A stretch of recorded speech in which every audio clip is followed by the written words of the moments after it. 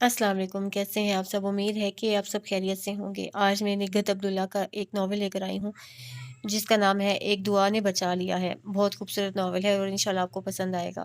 نگہت عبداللہ میری بہت most favourite ہیں اور کسی زمانے میں ان کو بہت شوق سے پڑھا کرتی تھی۔ اسی لیے میں آج آپ لوگوں کے لیے یہ لے کر آئی ہوں۔ امید ہے کہ آپ کو پسند آئے گا۔ چلیے آئیے شروع کرتے ہیں پھر۔ ایک دعا نے بچا لیا ہے۔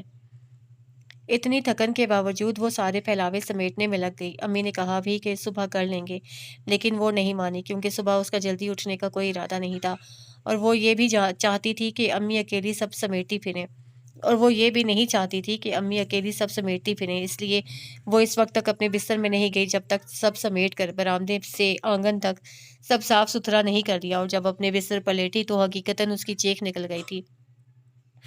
شاید اکڑی ہوئی کمر کو سیدھا کرنے میں تکلیف ہوئی تھی۔ اس کے بعد وہ لحاف میں منہ چھپا کر ہنسنے لگی۔ یہ اس کی عادت تھی کہ کسی بھی غیر اختیاری حرکت پر وہ بے اختیار ہنستی تھی، خواہ اس میں ہنسنے کا کوئی پہلو نہ ہو۔ بہرحال اتنے دنوں سے گھر میں بھائی جان کی شادی کا ہنگامہ تھا اور آج ولیمے کی تقریب پر گویا اس ہنگامے کا اختتام ہوا تھا، اس لیے وہ سارے کام نمٹا کر اب اس اطمینان سے لیٹی تھی کہ صبح اپنی مرضی سے اٹھے گی، اور اس کی صبح دوپہر 12-1 بجے سے پہلے ممکن نہیں تھی، کیونکہ سونے میں 3-2 بج ہی گئے تھے۔ رومی، ارے رومی، جلد اٹھو۔ 8 بجے ہی چھوٹے بھائی نے اس کے سر سے لحاف کھینچ کر جھنجھوڑا تو وہ چیخ پڑی، کیا مصیبت ہے؟ میں نہیں اٹھ رہی۔ اسے دوبارہ منہ چھپانا چاہا، لیکن چھوٹے بھائی نے سارا لحاف کھینچ لیا۔ بھائی ایمان سے، میں رات 3 بجے سوئی تھی، بہت تھکی ہوئی ہوں، تھوڑی دیر اور سونے دیں۔ وہ نیند سے بھری آنکھوں کو بند کرتی کھولتی عاجزی سے بولی۔ بھائی کی زندگی خراب کر کے خود چین سے سونا چاہتی ہو؟ ہرگز نہیں۔ چھوٹے بھائی نے پتہ نہیں کیا کہا تھا، اس کی نیند بھگ سے اڑ گئی۔ کیا کیا کہا آپ نے؟ کس کی زندگی خراب کی ہے میں نے؟ بھائی جان کی۔ دلہن تم نے پسند کی تھی نا؟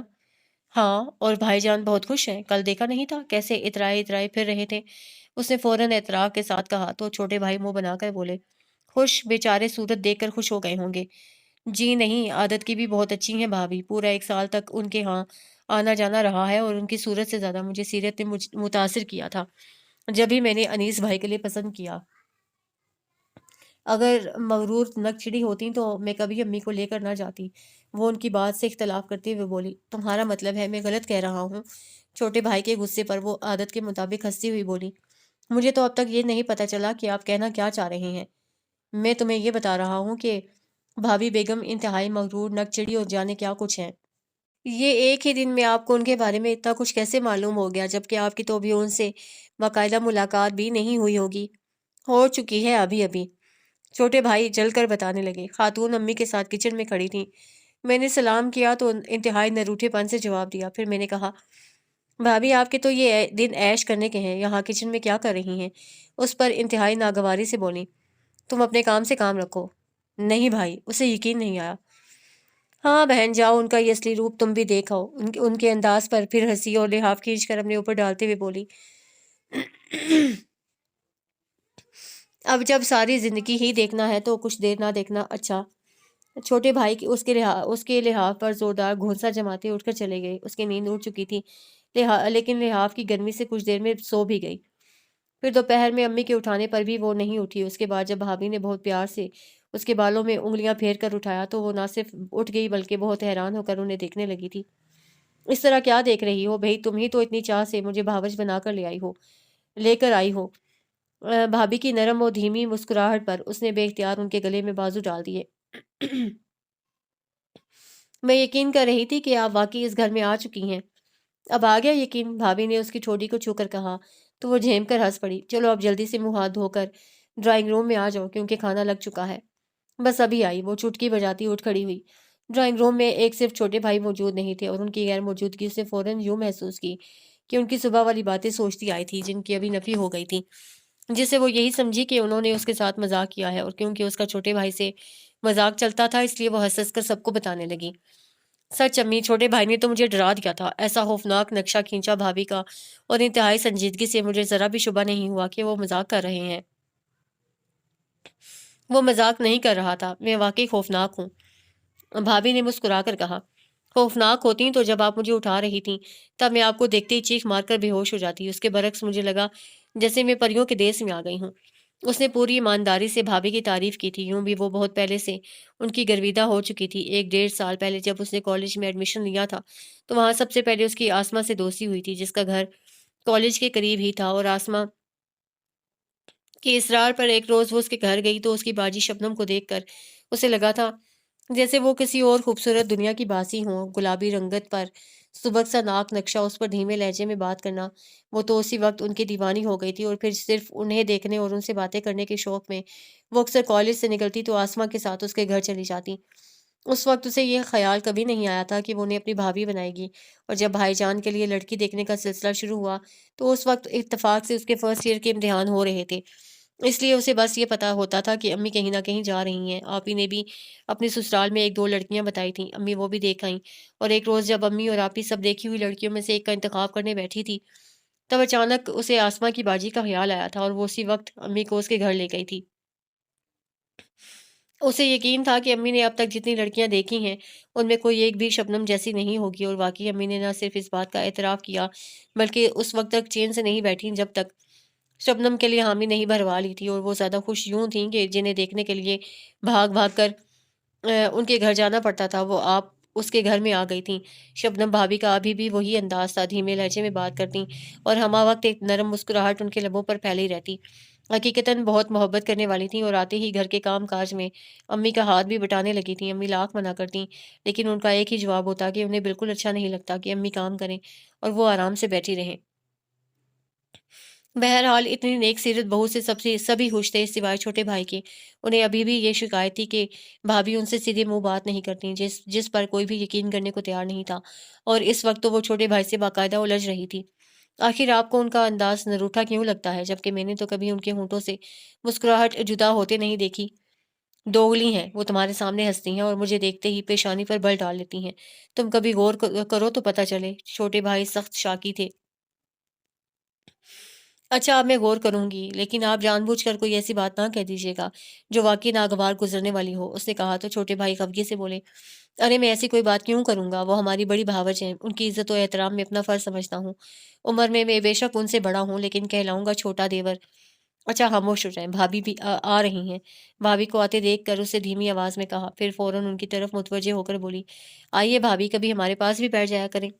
اس وقت نہیں بیٹھ سکتی کیونکہ چولہے پر دودھ رکھ کر آئی ہوں، بس جلدی سے یہ بتاؤ کہ چائے کے ساتھ تم لوگ کچھ کھانا پسند کرو گے؟ بھابھی بہت اجلت سے بولی تو وہ چھوٹے بھائی کو دیکھنے لگی۔ آپ بتائیں بھائی۔ ارے بھابھی جو کھلا دیں کھا لیں گے، چھوٹے بھائی نے کہا تو بھابھی نے اپنی مخصوص مسکراہٹ کے ساتھ سر ہلایا۔ اچھی بات ہے، اب بتائیے۔ بھابھی کے جاتے ہی اسے چھوٹے بھائی کو ٹوکا، ان کے منہ سے پھول جھڑ رہے تھے یا شعلے نکل رہے تھے۔ تمہارے سامنے ایسی ہیں، کمال کرتے ہیں آپ بھی۔ وہ درمیان میں بول پڑی، میری بھلا حیثیت ہی کیا ہے کہ وہ مجھ سے خائف ہوں گی؟ مجھ سے تو آپ کے بچے بھی نہیں ڈرتے، جتنا روب ڈالنے کی کوشش کرتی ہوں اتنا سر چڑھتے ہیں۔ تم روب ڈالنے کے ساتھ ہنستی جو ہو اور بچوں میں بچہ بھی بنی رہتی ہو۔ بہرحال آپ بھابھی کو غلط سمجھ رہے ہیں، جب کہ ان کے بارے میں امی کا یہ کہنا بالکل ٹھیک ہے کہ ایسی نیک پاک باز اور محبت کرنے والی بہو قسمت والوں کو ہی ملتی ہے، اور اس معاملے میں امی خوش قسمت ترین خاتون ہے۔ وہ کہتی ہوئی چھوٹے بھائی کے پاس سے ہٹ گئی تھی۔ پھر کتنے بہت سارے دن گزر گئے، وہ اب چھوٹے بھائی کی باتوں پر دھیان نہیں دیتی تھی اور زیادہ وقت بھابھی کے ساتھ لگی رہتی، بلکہ بھابھی خود ہی اسے اپنے ساتھ لگائے رکھتی تھیں کیونکہ وہ کچن کے کاموں میں بالکل اناڑی تھی۔ ایک چائے بھی بناتی تو پورا سامان پھیلا دیتی تھی، اور بھابھی نے بہت طریقے سے اسے ٹرینڈ کرنا شروع کیا تھا، خاص طور پر اسے کوئی کام نہیں کہتی تھی، بس باتوں باتوں میں کچھ نہ کچھ اس کے ہاتھوں میں تھما دیتی۔ یہ پیاز کاٹ دو، میں جب تک گوشت دھو لوں۔ اف تمہارے بھائی جان تو آتے ہی کھانا مانگیں گے، اور ابھی آٹا بھی گوننا ہے۔ وہ اپنے آپ آٹا نکال کر گوننے لگی۔ نماز کا وقت نکلا جا رہا ہے، تم ذرا سالن بھون دو رومی، میں نماز پڑھ کر آتی ہوں۔ اور اسے پتہ بھی نہیں چلتا تھا کہ اسے کھڑے کھڑے اتنے کام کر لیے ہیں، ورنہ امی تو ذرا سا کچن میں جھانکنے کو کہتی تھیں اور وہ صاف منع کر دیتی تھی۔ اصل میں وہ گھر میں سب سے چھوٹی تھی، اس لیے بھی ذرا لاڈلی تھی۔ پھر ایک تو اس کے مزاج میں شوخی کے ساتھ کچھ لاپرواہی تھی، دوسرے ہلا گلا پسند کرتی تھی۔ جب آپی کے بچے آتے اس وقت سارے گھر میں بس اس کی آواز اور کہکے سنائی دیتے تھے۔ اس وقت بھابھی اس پر سالن بھوننے کی ذمہ داری ڈال کر نماز پڑھنے گئی تھیں کہ آپی آ گئیں، اور بچوں کی آواز سنتے ہی وہ چولہا بند کیے بغیر بھاگی آئی تھی۔ خالہ میں فرسٹ آیا ہوں، کاشی نے اسے دیکھتے ہی چیخ کر بتایا۔ ارے واہ واہ، پھر تو مٹھائی بھی لائے ہوگے۔ وہ کاشی کو اٹھا کر اسے گول گول چکر دیتی ہوئی اس سے اونچی آواز میں بولی کہ ٹافی لایا ہوں اچھی والی۔ کاشی نے کہا تو ایک دم رک گئی۔ ہٹو کنجوس، اتنی بڑی خالہ کے لیے اتنی سی ٹافی؟ कितनी बड़ी? वो कब से दुल्हा भाई ने उसकी चोटी को झटका देकर कहा, तो वो चीख पड़ी, आपसे बात नहीं कर रही। वाकई फिर तो मेरी बचत हो गई। दुल्हा भाई ने खुशी का इजहार किया, चलो बच्चों, खाला हमारे साथ नहीं जा रही? कहाँ? उसने फौरन पूछा। तो दुल्हा भाई अनजान बनकर इधर उधर देखने लगे। मैं फर्स्ट आया हूँ ना खाला, अब्बू कह रहे थे हमें बहुत सारी सैर कराएंगे और मिठाई भी खिलाएंगे। काशी के बताने पर वो उछल पड़ी, हाँ तो मैं चल रही हूँ ना, बस अभी तैयार होकर आती हूँ। उसने अपने कमरे की तरफ दौड़ लगा दी। कुछ देर बाद जब वो तैयार होकर अपने कमरे से निकली तो सारे किचन में धुआं फैला था और सब कांस रहे थे। फिर भी उसे याद नहीं आया कि वो सालन भूनते में छोड़ आई थी। खांसते हुए पूछने लगी, ये धुआं कैसा है? तुम्हारी कारस्तानी है, जरा सा सालन नहीं देख सकती थी? कम से कम चूल्हा ही बंद कर देती। अम्मी ने उसे बुरी तरह डांटना शुरू किया। चूल्हा बंद करने को तो नहीं कहा था भाभी ने, वो बसूर कर बोली। तुम्हें खुद अकल नहीं है, बस खाली खींची आती है या सैर सपाटे चाहिए तुम्हें? कोई ज़रूरत नहीं कहीं जाने की। अम्मी सख्त गुस्से में, और उसका मूड भी खराब हो गया, वहीं से पलटकर अपने कमरे में बंद हो गई। फिर लाख काशी ने उसका दरवाज़ा पीटा। आपी ने कितनी बार आकर पुकारा, लेकिन उसने दरवाज़ा नहीं खोला। हालांकि उसकी नाराज़गी ज़्यादा देर की नहीं होती थी। पता नहीं इस वक्त क्या हो गया था जो वो कान बंद किए बैठी थी। फिर रात के खाने पर जब भाभी ने धमकी दी कि उसके बगैर वो भी खाना नहीं खाएंगी, तब दरवाज़ा खोलने के साथ ही वो ज़ोर ज़ोर से हंसने लगी। देखा कैसा परेशान किया सबको? तो तुम जानबूझकर परेशान कर रही थी। बहुत बुरी बात है। आप ही भी नाराज होकर गई हैं। भाभी ने धीरे से सरजनिश की। अम्मी को नहीं देखा था आपने? सबके सामने डांट कर रख दिया। गलत तो नहीं डांटा था। चलो खैर, खाना खाओ। भाभी भी बात खत्म करती आगे बढ़ गई तो वो भी उनके पीछे चल पड़ी कि उनकी बात टालना इख्तियार में नहीं था, या शायद वो मौका ही नहीं देती थी। जाने कैसा सहर था उनकी शख्सियत में कि घर का कोई फर्द उनकी किसी बात से इख्तलाफ कर ही नहीं सकता था। यहाँ तक कि छोटे भाई भी नहीं, जो अभी भी उन्हें मगरूर और दोहली कहते थे, जिस पर वो पहले उनके साथ उलझ पड़ती थी और इधर कुछ अरसे से खामोशी इख्तियार कर ली थी। लेकिन उसे बहुत बुरा बहुत लगता था, क्योंकि इस 6 माह में उसने तो भाभी में ऐसी कोई बात नहीं देखी थी। कभी अम्मी से ऊंची आवाज़ में नहीं बोली, ना उस पर कोई तनकीद, और जब आप ही आईं तब भी उनकी पेशानी पर कोई बल नहीं आता था, बल्कि उनके बच्चों के काम भी कर देती थी। फिर पता नहीं छोटे भाई किस हिसाब से उन्हें ऐसा कहते थे। बहरहाल उनके कहने या समझने से घर में कोई रंजिश नहीं हुई थी, और शायद उसका क्रेडिट भी भाभी को जाता था, जो छोटे की अक्सर उल्टी सीधी बातों को अक्सर नजरअंदाज कर देती थी। यूं ही कितने दिन गुजर गए। वो इम्तिहानों से फारिग हुई तो उस दिन आप ही के घर जाने को तैयार हो गई, क्योंकि इतने दिनों से घर में कोई हल्ला हल्ला गुल्ला नहीं हुआ था और कहीं जाने का सवाल ही नहीं था। अब फारिग हुई थी तो आराम से बैठना उसके लिए बहुत मुश्किल था। पहले तो छोटे भाई कहीं ना कहीं घुमाने ले जाते थे, लेकिन अब उनके पास वक्त नहीं था। वो अम्मी के सर हो गई कि उसे आप ही के यहाँ छोड़ आए, वो कुछ दिन वहीं रहेगी। और अम्मी को उसके जाने पर नहीं, वहाँ रहने पर एतराज़ था। वहाँ रहने की कोई तुक नहीं है, बस शाम तक वापस आ जाना। क्यों वापस आ जाना? इतने दिनों बल्कि महीनों के बाद जा रही हूँ। आप ही भी नहीं आने देंगी, वो कहती हुई तैयार होने चली गई। और जब वापस आई तो हाथ में बैग भी था, जिसे देख कर भाभी ताज्जुब से पूछने लगी, तो तुम वाकई वहाँ रहोगी? जी हाँ, क्योंकि अब माँ बदौलत की छुट्टियां हैं, वो इतरा कर बोली। छुट्टियों का ये मतलब तो नहीं है कि अपना घर छोड़कर। अरे भाभी, वो भी अपना घर है। वो उनकी बात काट कर बोली, दूल्हा भाई कोई गैर थोड़ी है, अपने चचाजाद हैं। भाभी सर हिलाकर रह गईं। आपी से ज़्यादा काशी और पिंकी उसे देखकर खुश हो गए, और जब उसे बताया कि वो कुछ दिन उनके पास रहेगी तो दोनों उछल उछल कर तालियां बजाने लगे। वो खुद भी उनके साथ मिल गई। यही बातें मांगती है ये, भला बताओ, इतनी बड़ी हो गई, कोई देखे तो क्या कहे? अम्मी आपी से कह रही थी, कोई इतनी बड़ी नहीं हुई, यही तो दिन होते हैं, फिर कहाँ जिंदगी में फुर्सत मिलती है। आपी ने उसकी तरफदारी में कहा, लड़कियों के ये दिन घरदारी सीखने के होते हैं। फिक्र नहीं करें, सीख जाएगी सब, अभी भी बहुत कुछ कर लेती है। एक सिर्फ खाना पकाना नहीं आता, कुछ दिन भाभी के साथ लगा देंगी तो इस काम में भी माहिर हो जाएगी। ये आप दोनों मेरे खिलाफ क्या साजिश कर रही हैं? वो धम से अम्मी और आपी के दरमियान गुजर गिरती हुई बोली। अम्मी कह रही हैं अब तुम्हारी शादी हो जानी चाहिए। आपी ने उसके पहलू में चुटकी काट कर कहा, तो वो उछल पड़ी। जी नहीं, पहले छोटे भाई की होगी, वो बड़े हैं मुझसे। भाईजान भी मुझसे बड़े थे, लेकिन पहले मेरी हुई। कुछ भी हो, मैं नहीं करूंगी, वो लापरवाही से कहती उठकर पिंकी के पीछे भाग गई। फिर शाम में जाते हुए अम्मी उसे बहुत ताकीद कर गई थी कि 2 दिन बाद अब वो आप ही और दूल्हा भाई के साथ आ जाए, वरना वो छोटे भाई को भेज देंगी। और उसने कोई तकरार नहीं की थी। अलबत्ता उनके जाने के बाद काशी और पिंकी को समझा दिया कि जब भी वो जाने की बात करे, दोनों ने रो रो कर घर सर पर उठा लेना है। इस तरह वो बहुत सारे दिन उनके पास रहेगी। और बच्चे तो चाहते ही यही थे। ये यही यही था कि वो अपने घर से फरार चाहती थी। ये नहीं था कि वो अपने घर से फरार चाहती थी, बस इतने दिनों से جو امتحان کا ہوا تھا اس سے نکل کر اب وہ کچھ دن انجوائے کرنا چاہتی تھی، بلکہ تھوڑی عیاشی جس کی گھر میں اجازت نہیں تھی۔ یعنی وی سی آر، اور اسے جتنا گھومنے پھرنے کا شوق تھا اتنا ہی فلمیں دیکھنے کا۔ اپنے گھر میں پہلے تو صرف بھائی جان وی سی آر کے خلاف تھے، مزید بھابھی ان سے 2 ہاتھ آگے نکلی کہ وہ ٹی وی پروگرام بھی نہیں دیکھتی تھیں، اور یہاں ایسا کوئی قصہ نہیں تھا۔ آپی بھی اس کے شوق سے واقف تھیں، اس لیے رات میں جب سونے جانے لگیں تو اسے ایک فلم لگا کر اور دوسری تھما کر گئی تھی، اور وہ دونوں فلمیں دیکھ کر سوئی تھی، اس لیے اگلے دن دوپہر تک سوتی رہی۔ پتہ نہیں آپی نے اسے اٹھایا تھا کہ یہیں اس کی آنکھ بیل کی آواز پر کھلی تھی۔ جانے کون تھا جو یہ بھی نہیں جانتا تھا کہ یہ بٹن دبا کر ہاتھ ہٹا لینا چاہیے۔ اس سے پہلے لیٹے لیٹے آپی کو 2 3 آوازیں تھیں جو جواب نہیں آیا، تب بے حد جھنجھلا کر گیٹ پر آئی تھی۔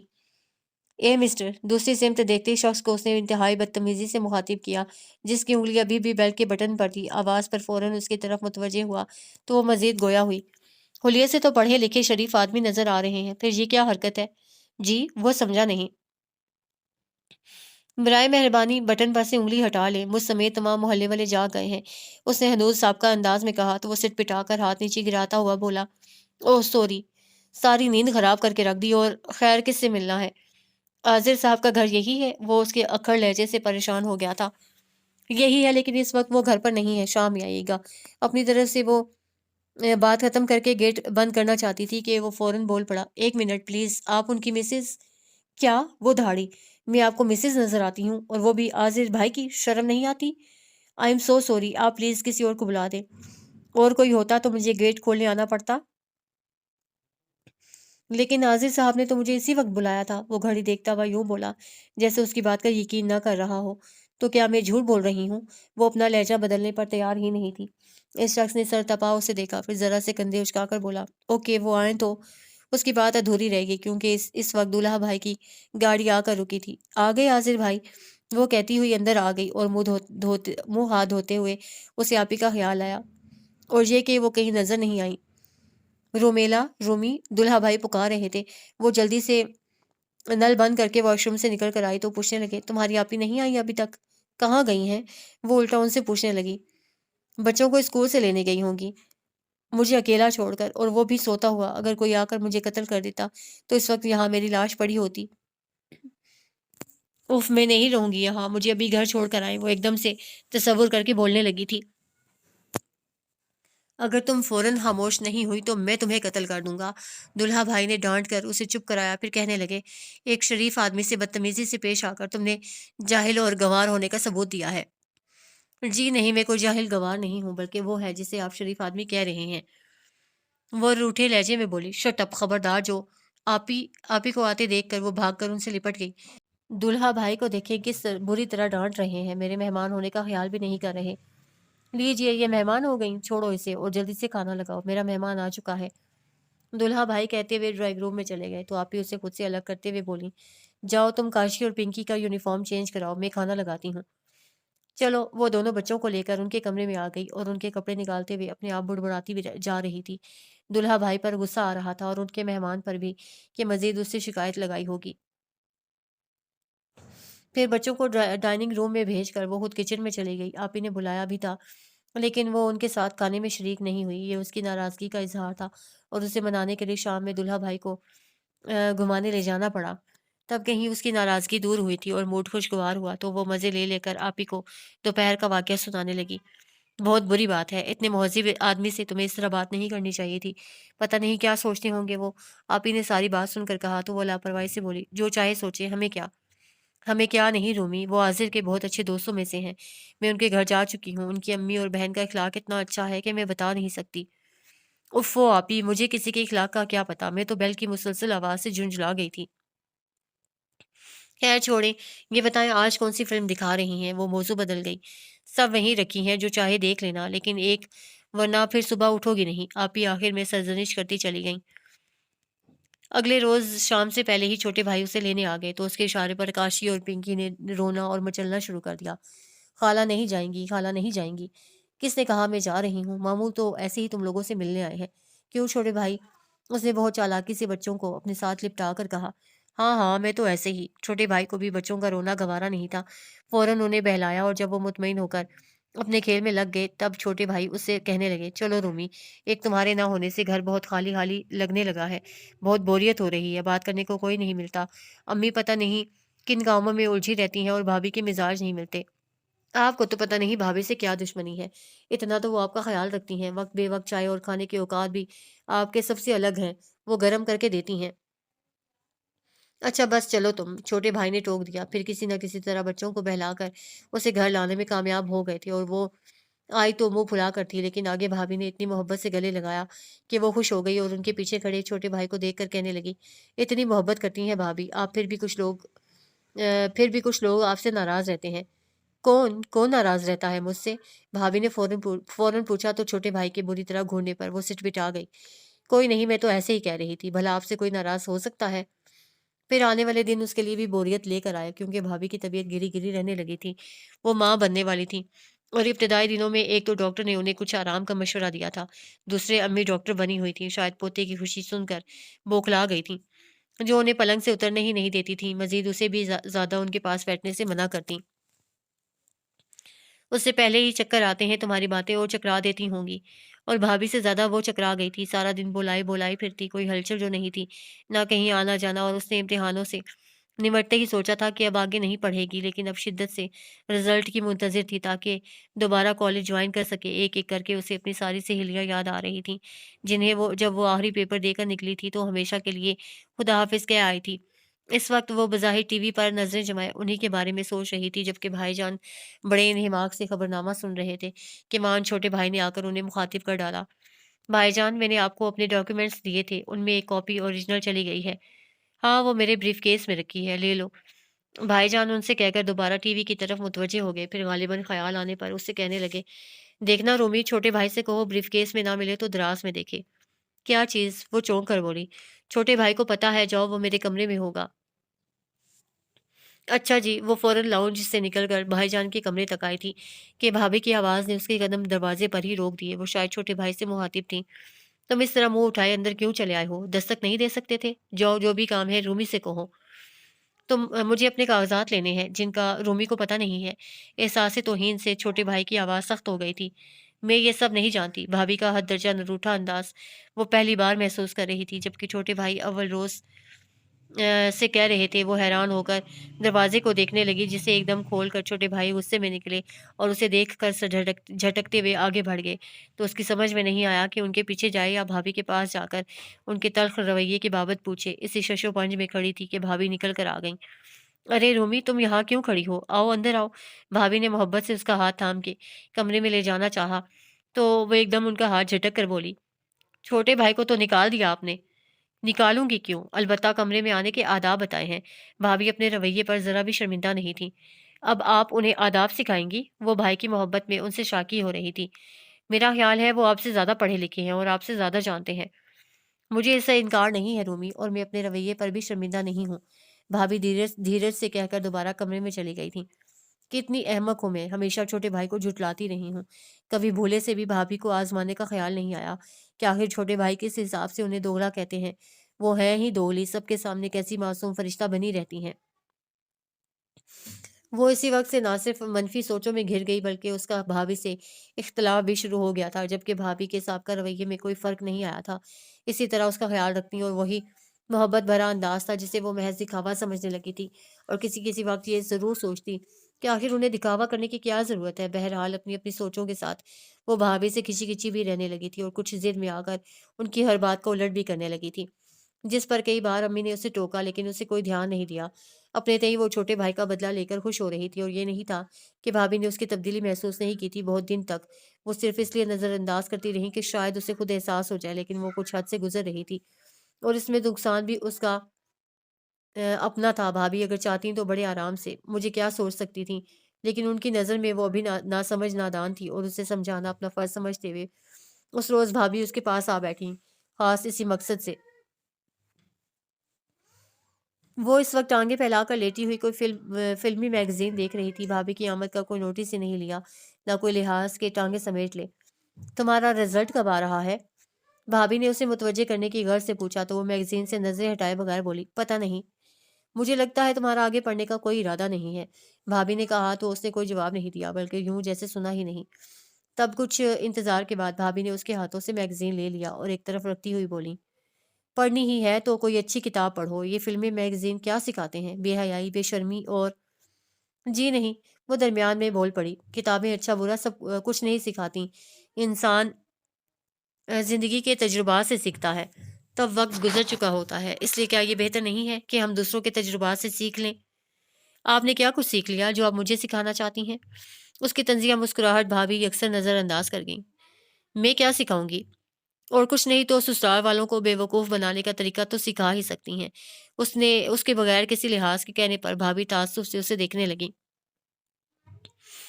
تم بہت معمولی بات پر مجھ سے متنفر ہو رہی ہو رومی، اور صرف بھائی کی محبت تم پر غالب ہے۔ اگر غیر جانبداری سے سوچو تو تمہاری سمجھ میں آئے کہ میں نے کوئی غلط بات نہیں کی تھی، چھوٹے بھائی کو اس طرح میرے کمرے میں نہیں آنا چاہیے تھا، اور اگر میں نے ٹوک دیا تو کون سا گناہ کیا، البتہ نہ ٹوک کر ضرور گنہگار ہوتی۔ تو میری بات سمجھنے کی کوشش کرو، یہ رشتے بڑے نازک ہوتے ہیں، ان میں ہمیشہ ایک حد قائم رکھنی چاہیے ورنہ ان کی پاکیزگی قائم نہیں رہتی۔ مجھے چھوٹے بھائی سے کوئی بغض نہیں ہے، نہ ہی خدا نخواستہ میں ان کے بارے میں غلط سوچ سکتی ہوں، وہ بہت اچھے ہیں، میری عزت کرتے ہیں، اور گو کہ میرے دل میں بھی ان کے لیے بالکل بھائیوں جیسی محبت ہے، لیکن وہ میرے بھائی نہیں ہیں۔ اور یہ بات مجھے اپنی زندگی کے کسی تجربے نے نہیں سمجھائی بلکہ سب سے اچھی کتاب نے سکھائی ہے کہ دیور نامحرم ہوتا ہے، اسے دور ہی رہنا چاہیے۔ میں تمہاری بات سے 100% متفق ہوں، اور میں نے چھوٹے بھائی کو تو کچھ نہیں کہا بلکہ اس رشتے کو… چھوڑیں بھابھی، اب آپ لاکھ بات کو گھمائیں، لیکن بات مطلب یہی ہے، آپ کو چھوٹے بھائی سے بات نہیں کرنی، نہ کریں، ایسے مفروضے بیان کرنے کی بھی ضرورت نہیں ہے۔ وہ کم فہم تھی اور سمجھنے کی کوشش بھی نہیں کر رہی تھی۔ یہ مفروضہ نہیں ہے رومیلا، کیا تم نے… خدا کے لیے… اسے بھابھی کی بات پوری نہیں ہونے دی اور ہاتھ جوڑ کر بولی، بخشے مجھے، آپ کے دقیانوسی خیالات سے مجھے کوئی استفادہ نہیں کرنا، اور بے فکر رہیں، میں آپ کے کسی معاملے میں دخل نہیں دوں گی۔ مجھے تمہاری مداخلت کا کوئی خدشہ نہیں ہے، بھابھی کہتی ہوئی اٹھ کر چلی گئیں۔ خدشہ نہیں تھا تو صفائی پیش کرنے کیوں آ بیٹھی تھی؟ وہ اپنے آپ بڑبڑانے لگی تھی۔ اس کا رزلٹ آیا تو محض بوریت اور یکسانیت سے چھٹکارے کی خاطر اسے 3rd ایئر میں ایڈمیشن لے لیا اور کالج جانے آنے لگی۔ حالانکہ اسے پڑھنے کا زیادہ شوق نہیں تھا اور گھر میں پابند رہنا تو اور بھی برا لگتا تھا، اس لیے مجبوراً پڑھنے کا سہارا لینا پڑا۔ لیکن ابھی زیادہ دن نہیں ہوئے تھے اسے کالج جوائن کیے ہوئے کہ گھر میں اس کے خلاف سازشیں ہونے لگیں، جن میں آپی اور دلہا بھائی پیش تھے۔ اسے جس روز تھوڑی سی سنگن ملی، وہ اسی روز کالج سے سیدھی آپی کے گھر چلی گئی۔ یہ آج کل آپ امی کو کیا پٹی پڑھا رہی ہیں؟ اسے چھوڑتے ہی آپی کو گھیر لیا۔ ایمان سے رومی، بہت اچھا پروپوزل ہے، خبردار منع نہیں کرنا۔ آپی سے خوشی سے بتانے آپی نے خوشی سے بتانے کے ساتھ تنبیہ بھی کی۔ منع تو جب کروں گی جب کوئی مجھ سے پوچھے گا، اور مجھے یقین ہے کوئی بھی مجھے اتنی اہمیت نہیں دے گا، اس لیے میں آپ کے پاس آئی ہوں کہ اتنا تو معلوم کر لوں کون ہے، کیسا ہے، خوبصورت بھی ہے یا… تم نے دیکھا ہے اسے؟ آپی نے فوراً کہا، اور اس نے بھی فوراً پوچھا، کب، کہاں؟ جب تم یہاں تھیں تو تمہارے دولہا بھائی کے دوست آئے تھے، احسن نام ہے ان کا، آپی نے بتایا تو وہ کچھ دیر ذہن پر زور ڈالنے کے بعد اچھل پڑی۔ ہائے آپی، وہ… ان کے ساتھ تو میں بہت بدتمیزی سے پیش آئی تھی، کیا انہوں نے خود آپ سے کہا ہے؟ نہیں، ان سے تو اس روز کے بعد سے ملاقات ہوئی ہی نہیں، کیونکہ وہ یہاں نہیں کوئٹہ میں ہوتے ہیں، مجھ سے ان کی امی نے کہا ہے۔ وہ شاید بہت دنوں سے ان کے لیے لڑکی تلاش کر رہی تھی۔ اس روز ہمارا جانا ہوا تو مجھ سے بہت کریت کر میرے گھر کے بارے میں پوچھ رہی تھی۔ پھر ابھی کچھ دن پہلے ان کا فون آیا کہ وہ تمہیں دیکھنا چاہتی ہیں۔ میں نے امی سے بات کی، یوں تو اتوار کا دن طے پایا ہے، بس تم ذرا اپنے آپ کو ڈھنگ سے پیش کرنا، آپی نے تفصیل سے بتانے کے ساتھ کہا۔ ڈھنگ سے پیش کرنے کا کیا مطلب ہے؟ وہ تنک کر بولی، مطلب یہ کہ امپریشن تم نے احسن پر ڈالا تھا، ذرا اسے پرہیز کرنا۔ کوئی فائدہ نہیں، وہ تو دیکھ چکے ہیں، اور جب انہیں معلوم ہوگا کہ اسی بدتمیز لڑکی سے ان کی بات چلائی جا رہی ہے تو صاف انکار کر دیں گے، اور مجھے بھی وہ کوئی اتنے اچھے نہیں لگے تھے جو میں اپنے گزشتہ رویے پر پچھتاؤں کہ ہائے کاش ایسا نہ ہوتا اور ویسا ہوتا، بلکہ آپ مزید انہیں بتا دیجیے گا کہ میں اس سے بھی زیادہ بدتمیز اور سرپھری ہوں۔ جیسے لاشعور میں کہیں خجالت موجود ہو جس کی نفی کے لیے بندہ بڑھ چڑھ کر بولنے لگے، تو شاید اس کی بھی وہی کیفیت تھی۔ بکو مت، تمہیں کوئی ضرورت نہیں ہے زیادہ بولنے کی، آپی نے اسے ڈانٹ دیا تو وہ منہ پھلا کر، تو آپ کیوں میرے پیچھے پڑی ہیں؟ مجھے نہیں کرنی شادی وادی، نہ مجھے گھرداری آتی ہے، نہ بچے سنبھال سکتی ہوں، اسی لیے تو میں اس رشتے کے حق میں ہوں، کیونکہ احسن کی امی بہت اچھی ہیں، سب سکھا دیں گی تمہیں، ورنہ اگر کسی روایتی ساس سے پالا پڑ گیا تو روتی رہو گی ساری عمر۔ सास अच्छी देख रही हैं आप, और वो जिनके साथ मैंने बदतमीजी की थी वो भी अच्छे हैं, बल्कि बहुत अच्छे हैं। आप ही ने उसे गुदगुदा कर खिलखिलाने पर मजबूर किया था। फिर इतवार के दिन आप ही सुबह से ही आ गई थीं और भाभी के साथ मिलकर घर के सफाई सुथराई से लेकर मेहमानों की खातिर मदारत के लिए जाने कितने लवाजमात तैयार कर डाले। साथ साथ उसे भी कोई ना कोई नसीहत कर जाती थी, जिसे वो बड़े आराम से एक कान से सुनकर दूसरे कान से उड़ा रही थी, क्योंकि उसे यकीन था कि यहाँ बात बनने वाली नहीं है। फिर किसी को ये कहने का मौका क्यों दे कि खुद को पसंद करवाने के लिए कैसा होल चढ़ा लिया, हालांकि वो बदतमीज नहीं थी। उस रोज़ उसकी जगह कोई भी होता, नींद खराब होने पर ऐसा ही मुज़ाहिरा करता। बहरहाल अब ऐसा भी नहीं था कि मेहमानों के सामने वो खुद को बदतमीज़ ही ज़ाहिर करती। अव्वल तो उसने ऐसी कोई कोशिश नहीं की, और अगर करती भी तो उससे कामयाबी नहीं हो सकती थी, क्योंकि मेहमानों के सामने जाते ही फितरी झिझक और घबराहट ने उसे सर तो क्या, नज़रें भी नहीं उठाने दी थी। सवालों के जवाब भी जी बस, बस जी और जी नहीं में दिए, जिस पर अपने आप हैरान भी हो रही थी, और बाद में तो झुल्लाने लगी थी। उफ, मुझे क्या हो गया था? मैं ऐसी कन्फ्यूज़ होने वाली तो नहीं हूँ। जनाब, ऐसे मौके पर अच्छे-अच्छे कन्फ्यूज़ हो जाते हैं। आप क्या चीज़ें हैं? आप ही ने उसके झुंझलाहट से महज़ूज़ होते हुए कहा, तो भाभी ने उनकी तायद की। जी नहीं, ज़रूर आप लोगों ने मुझ पर कुछ पढ़ कर फूँका होगा, जो मुझसे सर भी नहीं उठाया गया, और कार्टून देख कर भी हँसी नहीं आई, वरना मेरी बत्तीसी कभी अंदर रहती है। उससे कहा तो आप ही मुताज्जिब हुईं। कार्टून? क्या मतलब? अरे वो जो मेरे सामने हज़रत बैठे थे, सारा वक़्त अपनी शक्ल बिगाड़ते रहे। वो अब सोच कर हँसने लगी। वो एहसन का भाई है, लेकिन मैंने तो उसे शक्ल बिगाड़ते नहीं देखा। मैं देख रही थी, कभी यूँ, कभी यूँ, कभी आँखें भेंगी कर रहा था। वो उसी की तरह शक्ल बिगाड़ रही थी, साथ हँसती भी जा रही थी। फिर जब हँसी थमी, फिर बोली, वैसे आप ही उनकी बहन बड़ी क्यूट सी है, क्या करती है? ग्रेजुएशन किया है उसने, और मेरा ख्याल है दोनों बहन भाई की साथ साथ शादी होगी। आप ही ने बताया तो भाभी पूछने लगी, कहाँ कहीं बात तय हो गई उसकी? मेरा ख्याल है। आप ही ने यकीन से नहीं कहा तो भाभी फौरन बोली, अगर नहीं तो हम छोटे भाई के लिए बात करते हैं, बहुत अच्छी जोड़ी रहेगी उनकी। छोटे भाई के लिए कोई कमी नहीं है, उससे अच्छी मिल जाएगी। भाभी की बात हालांकि उसके भी दिल को लगी थी, उसके बावजूद इख्तलाफ करने से बाज नहीं आई, और देखा भी ऐसी नज़रों से जैसे कह रही हो, आपको उनकी फिक्र करने की ज़रूरत नहीं है, पर जिस पर भाभी खामोश हो रही थी। फिर चंद दिनों में ही एहसन की अम्मी ने 2-3 चक्कर लगा लिए थे, और भाईजान को घराना तो पसंद था, लेकिन एहसन से मिले बगैर वो कोई फ़ैसला नहीं करना चाहते थे, और एहसन गालिबन मसरूफ़ियत की बिना पर आ नहीं पा रहे थे। आप ही और दुल्हा भाई की पुरज़ोर हमायत के बावजूद भाईजान ने बड़े सब्र व सुकून से उनका इंतज़ार किया, क्योंकि उन्हें उसकी शादी की कोई जल्दी नहीं थी, बल्कि वो चाहते थे कि पहले वो ग्रेजुएशन कर ले और साथ कुछ घरदारी भी सीख ले, ख़ुसूसन खाना पकाना। इस सिलसिले में पहली बार उन्होंने खुद उसे टोका था कि उसे किचन में भाभी का हाथ बटाना चाहिए, और शुरू में तो वो खुद भाभी के साथ लगी रहती थी, तो इसी बहाने भाभी कुछ न कुछ काम उससे करवा लेती थी। लेकिन जब से छोटे भाई को वो किसी खातिर में ही नहीं लाती थी, उनके साथ उठना बैठना तक छोड़ दिया था, और अब भाईजान के टोकने पर मजबूरन उनके साथ किचन में खड़ी होने लगी थी। फिर इन्हीं दिनों एहसन छुट्टी पर आए तो उनकी अम्मी ने सबको खाने पर बुलाया था, ताकि अम्मी और भाईजान एहसन को देख कर मिलकर जल्द फैसला करें। और वाकई उसके बाद भाईजान ने फैसला करने में बहुत जल्दी की थी, क्योंकि उन्हें एहसन बहुत पसंद आए थे, और उनके वापस कोयटा जाने से पहले घर की छोटी सी तकरीब में मंगनी की रस्म भी अदा कर दी। और वो जो ये समझ रही थी कि एहसन के आने पर वो सारा किस्सा ही ख़त्म हो जाएगा, वो मंगनी की अंगूठी पहनकर भी बेयकीन सी थी, और मुसलसल सोच रही थी कि या तो एहसन को वो पहली मुलाकात ही याद नहीं है, या फिर उन्हें धोखे में रखा गया है, ये कहकर कि उनकी मंगनी उससे नहीं बल्कि आप ही की किसी और बहन से हो रही है, जिसका सिरे से कोई वजूद ही नहीं। और ऐसी सूरत में जब उन पर हकीकत खुलेगी तो जाहिर है वो कितने शॉक्ड होंगे, और ये भी हो सकता है बदले में उसकी ज़िंदगी अजीरन कर दें। वो अपने आप जाने क्या कुछ सोचकर इतनी ज़िंदगी परेशान हो गई कि उसी वक़्त लॉबी में आकर उनके नंबर डायल करने लगी। कुछ दिन पहले उनकी बहन आयशा ने उसे अपना नंबर दिया था। बहरहाल दूसरी तरफ मुसलसल बेल जा रही थी। उसने मद्धम सी रोशनी में रिस्ट वॉच पर नज़र डाली। 2 बज रहे थे, फिर भी वो बड़े सुकून से इंतज़ार करने लगी। कितनी देर बाद रिसीवर उठाने के साथ नींद में डूबी आवाज़ सुनाई दी थी। हेलो, आप कौन?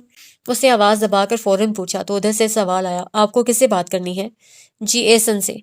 वो घबरा भी रही थी कि कहीं कोई उठकर ना आ जाए। फरमाइए। गोया एतराफ़ था, मैं ही एहसन हूँ। आप एहसन? सॉरी, मैंने इस वक्त आपको डिस्टर्ब किया, लेकिन इसके सिवा कोई चारा भी नहीं था, क्योंकि सुबह तो आपको कोयटा चले जाना है और मुझे आपको बताना बहुत ज़रूरी था। वो बहुत रवानी में बोलकर खामोश हो गई थी। کیا بتانا ضروری تھا؟ ان کے ٹوکنے پر وہ پھر شروع ہو گئی۔ یہی کہ جس لڑکی کے ساتھ آپ کی منگنی ہوئی ہے وہ عاذر بھائی کے گھر میں آپ کے ساتھ بہت بدتمیزی سے پیش آئی تھی، آپ کو یاد ہوگا، اگر نہیں یاد تو میں بتاتی ہوں۔ ایک منٹ، ادھر سے ٹوک کر کہا گیا، پہلے یہ بتائیں آپ کون ہیں؟ میں اسے سٹ پٹا کر فون بند کر دیا اور بھاگ کر اپنے کمرے میں آئی تو اس کا دل بہت زور زور سے دھڑک رہا تھا۔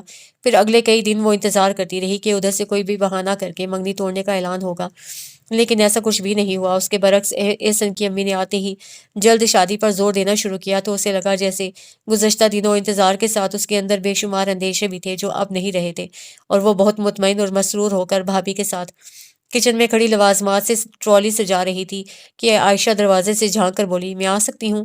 ضرور، بھابھی نے خوش دلی کا مظاہرہ کیا جبکہ وہ صرف مسکرائی تھی، جس پر عائشہ اندر آتے کہنے لگی، عاذر بھائی نے تمہارے بارے میں بہت کچھ بتایا ہے کہ تم بہت باتونی، شوخ، چنچل اور ہنگامہ خیز ہو، لیکن مجھے تو تم بہت معصوم لگ رہی ہو۔ یہ واقعی بہت معصوم ہے، بھابھی نے اس پر پیار بھری نظر ڈال کر کہا تو عائشہ اسے پوچھنے لگی، اب بتاؤ کس کی بات کا یقین کروں؟ میرا خیال ہے دولہا بھائی نے جو کہا ہے وہی سچ ہے۔ اپنی طرف سے اس نے خاصی دیدہ دلیری دکھائی تھی، جس پر بھابھی فوراً کہنے لگی، تو اس سے یہ کہاں ثابت ہو گیا کہ باتونی، چنچل اور ہنگامہ خیز لڑکیاں معصوم نہیں ہوتی، جبکہ اس کی سادگی و معصومیت ابھی ثابت ہو گئی ہے، ورنہ اگر یہ ہوشیار اور چالاک ہوتی تو مزید خود کو پوز کرنے لگتی۔ یہ تو آپ بالکل ٹھیک کہہ رہی ہیں، عائشہ نے بھابھی کی تائید کی، پھر اس سے کہنے لگی، چلو تم اندر آؤ، عمیر بھائی تم سے ملنے کو بےقرار بیٹھے ہیں۔ چلو، وہ بھابھی کو کے سامنے ٹرالی چھوڑ کر کچن سے نکل آئی اور ڈرائنگ روم میں آ کر احسن کی امی کو سلام کیا، پھر عمیر کے برابر صوفے پر بیٹھتے ہی کہنے لگی، آج تو آپ ٹھیک ٹھاک لگ رہے ہیں، یقیناً کسی نفسیاتی ڈاکٹر سے علاج کرایا ہوگا۔ کیا مطلب؟ عمیر سمجھا نہیں۔ وہ جو اس روز آپ مسلسل اپنی شکل بگاڑ رہے تھے، مجھے پتا ہے اس کا علاج صرف نفسیاتی ڈاکٹر کے پاس ہوتا ہے، اچھا کیا جلد رجوع کر لیا، ورنہ وہ بہت کوشش کے باوجود اپنی ہنسی روک نہیں سکی اور جب ہنس پڑی تو روکنے کی کوشش ترک کر دی۔ عمیر نے بڑے سکون سے انتظار کیا، جب اس کی ہنسی ختم ہوئی تب کہنے لگا، ٹھیک کہہ رہی ہیں آپ، اسی ڈاکٹر نے اب مجھے آپ کے پاس بھیجا ہے، کہہ رہا تھا باقی علاج تمہاری بھاوج کریں گی۔ ارے میں تو ایسا علاج کروں گی کہ تم سوری، عمیر کو تم کہہ کر فوراً احساس بھی ہو گیا تھا جب ہی نچلا ہونٹ دانتوں میں دبا گئی۔ نو سوری، میں احسن بھائی سے چھوٹا ہوں، آپ مجھے تم تو کیا تو بھی کہہ سکتی ہیں۔ عمیر نے کہا تو عائشہ اس کی تائید کرتی ہوئی بولی، دیکھ لیں ہم نے آپ کو کتنا معتبر کر دیا ہے۔ شکریہ، وہ آداب بجا لائی، پھر عمیر کو دیکھ کر کہنے لگی، ہاں آپ کیا کہہ رہے تھے؟ ڈاکٹر نے آپ کو میرے پاس بھیجا ہے؟ جی ہاں، وہ کہہ رہا تھا آپ کے پاس ہر غم کا علاج ہے، درد دل، درد جگر، درد سر، وہ بے ساختہ بولی، جس پر عمیر اور عائشہ بے ساختہ ہنسے تھے۔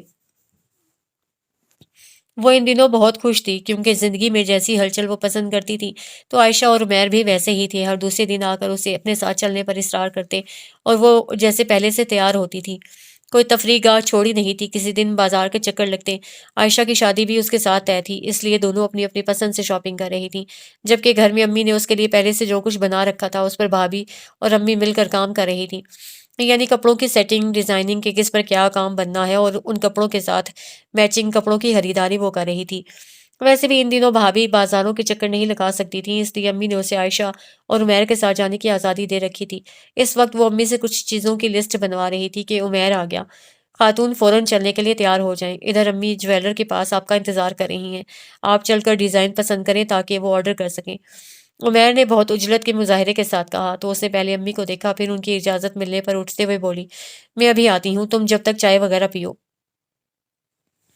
پھر بھابھی کو چائے کا کہہ کر اپنے کمرے کی طرف بھاگی تھی، کپڑے تیار تھے اس لیے تیاری میں بھی اسے زیادہ وقت نہیں لگا، بالوں میں جلدی جلدی برش کر کے کمرے سے نکلی تو بھابھی اسے روک کر پوچھنے لگی، آج عائشہ نہیں آئی؟ نہیں، پتہ نہیں کیوں نہیں آئی، اس نے لاپرواہی سے جواب دیا۔ پھر تم کیوں جا رہی ہو؟ بھابھی کا انداز سیدھا سادہ تھا، پھر بھی وہ تنک کر بولی، کیوں، عائشہ نہیں جائے گی تو میں بھی نہیں جاؤں گی، آگے ساری زندگی مجھے اس کے ساتھ تو نہیں چلنا، عمیر کے ساتھ بھی نہیں چلنا، بھابھی کہہ کر جانے لگی تھی کہ وہ ایک دم ان کے سامنے آ گئی۔ کیا چاہتی ہیں آپ؟ جس طرح آپ چھوٹے بھائی کی تذلیل کرتی ہیں اس طرح عمیر کے ساتھ کروں؟ یہ کہوں کہ اس طرح منہ اٹھائے کیوں چلے آئے ہو؟ اس لہجے میں بات نہیں کرو رومیلا، چھوٹی ہو مجھ سے، بھابھی نے نرمی سے ٹوکا۔ تبھی ادھر سے امی نے پکارا تو وہ سر جھٹکتی آگے بڑھ گئی، اس کا موڈ کچھ خراب ہو گیا تھا، عمیر نے دیکھتے ہی محسوس کر لیا، اور جب وہ اس کے ساتھ گاڑی میں بیٹھی تب پوچھنے لگا، یہ اچانک آپ کا مزاج کیوں بدل گیا؟ اسے کوئی جواب نہیں دیا، اس طرح منہ پھلا کر آپ بالکل اچھی نہیں لگتی، آئینہ دیکھیں۔ عمیر نے مرر کا رخ اس کی طرف کیا تو اس پر نظر پڑتے ہی وہ ہنس پڑی۔ یہ ہوئی نا بات، ویسے کسی کسی وقت میں بہت حیران ہوتا ہوں کہ کیا جوڑی ملائی ہے اللہ نے۔ احسن بھائی اور آپ کے مزاج میں زمین آسمان کا فرق ہے، کہاں وہ اتنے بردبار سنجیدہ لیے دیے رہنے والے اور آپ۔ عمیر نے آخر میں اسے دیکھ کر کندھے اچکائے تو وہ بے نیازی سے بولی، تو تمہیں ان کے مزاج کے مطابق لڑکی پسند کرنی چاہیے تھی۔ یہ آپ مجھ سے کیوں کہہ رہی ہیں؟ احسن بھائی سے کہیے جنہوں نے آپ کو پسند کیا، عمیر نے کہا تو وہ اچھل پڑی۔ کیا کہا؟ احسن نے مجھے پسند کیا؟ دیکھیں کم از کم مجھے چکر دینے کی کوشش نہ کریں، بلکہ سیدھے سیدھے بتائیں کہ آپ لوگ کب کہاں ملے تھے، اور یقیناً کوئی کمٹمنٹ کی ہوگی جبھی تو احسن بھائی نے امی سے بات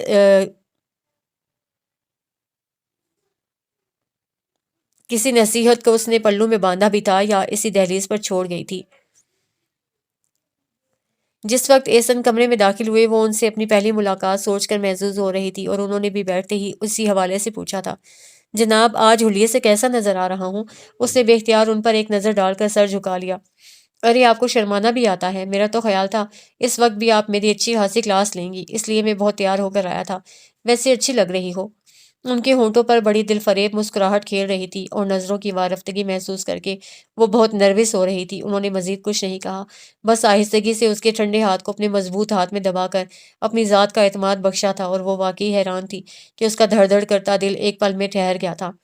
صبح عائشہ نے اسے تیار کر کے وہیں کمرے میں ناشتہ کرایا۔ وہ 2 دن پہلے اس گھر سے رخصت ہوئی تھی اور اب بھائی کی شادی میں پیش تھی۔ ناشتے کے بعد جیسے ہی احسن کمرے سے نکل کر گئے، ان کی کزنز آ گئیں اور کچھ شوق سے اور کچھ تنقیدی نظروں سے اسے دیکھنے لگیں۔ بھابھی تو اچھی لائی ہو عائشہ، کسی کزن نے کہا تو دوسری طرف سے آواز آئی، خاصی کم عمر یعنی احسن بھائی کے مقابلے میں۔ یہ کیوٹ سی لڑکی احسن بھائی کی پسند ہے، عائشہ نے اس کی ٹھوڑی چھو کر کہا تو حیرت میں ڈوبی آواز آئی، واقعی مجھے یقین نہیں آ رہا۔ مجھے بھی مشکل سے یقین آیا تھا، عائشہ ہنستی ہوئی بولی۔ تبھی عمیر نے کمرے میں داخل ہو کر زوردار سلام کیا، السلام علیکم خواتین ہی خواتین۔ خواتین میں آپ کا کوئی کام نہیں، چلیے وہیں سے واپس ہو جائیں۔ جی نہیں، میں اپنی بھاوج کو دیکھنے اور ان کا حال احوال پوچھنے آیا ہوں۔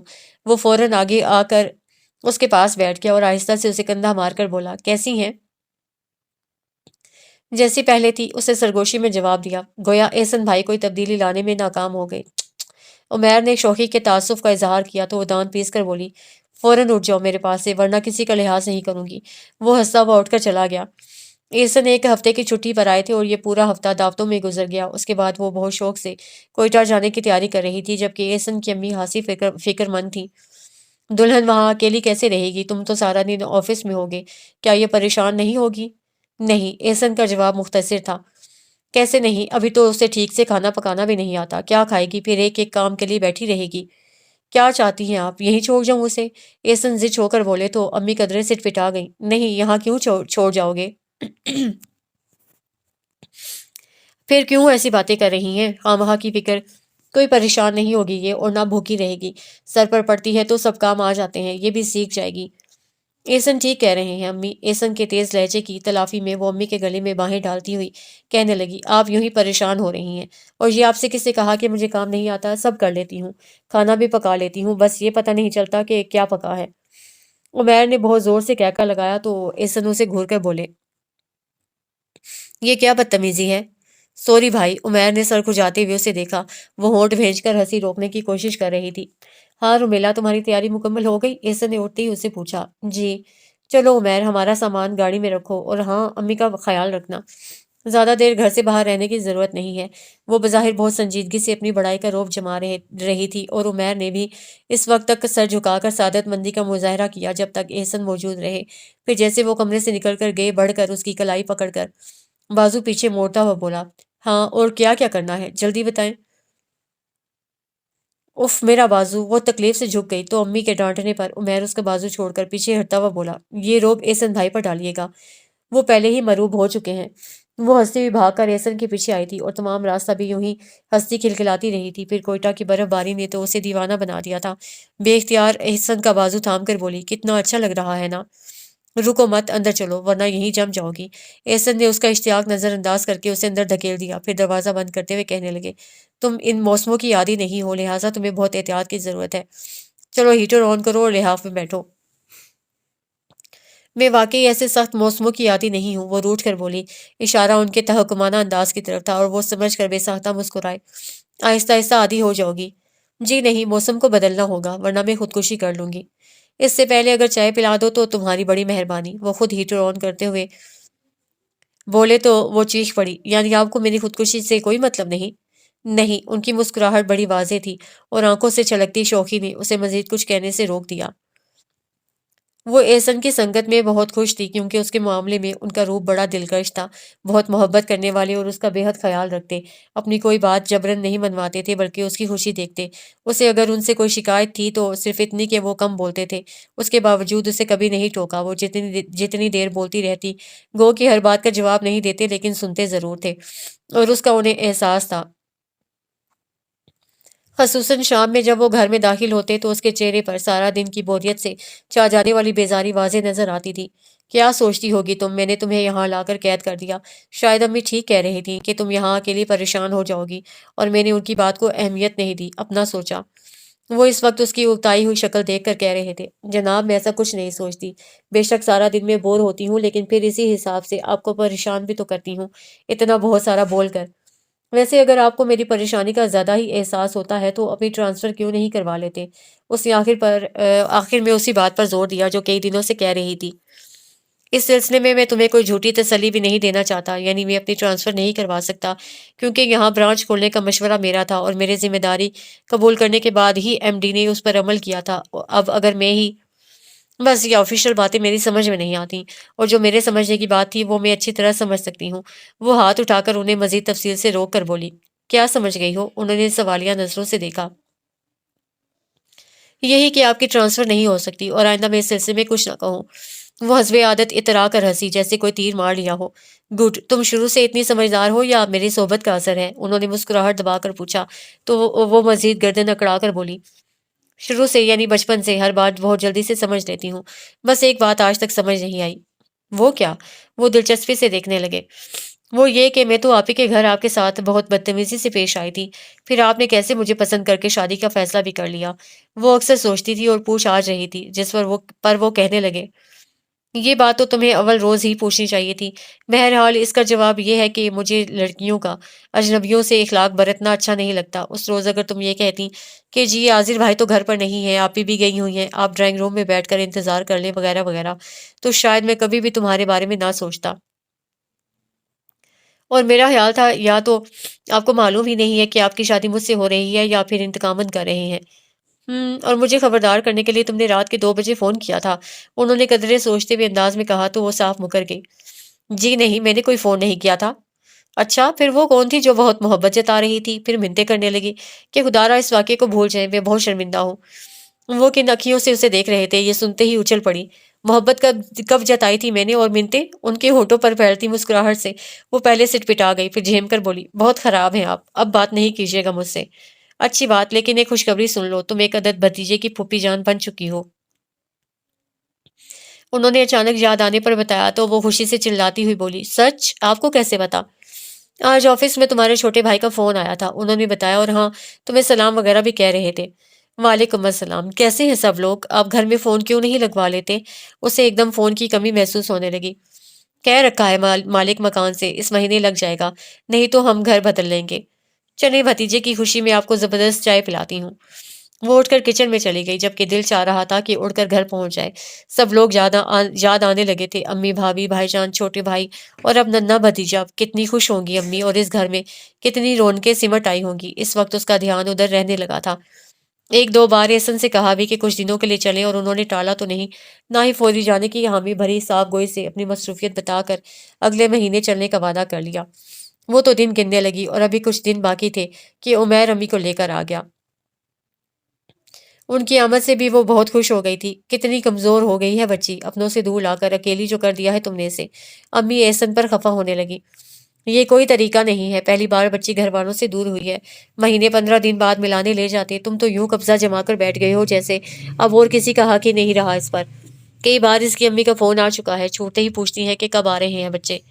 बच्चे बड़े हो जाएं, उनके पर निकल आएं तो वो अपना अलग घोंसला बना लेते हैं।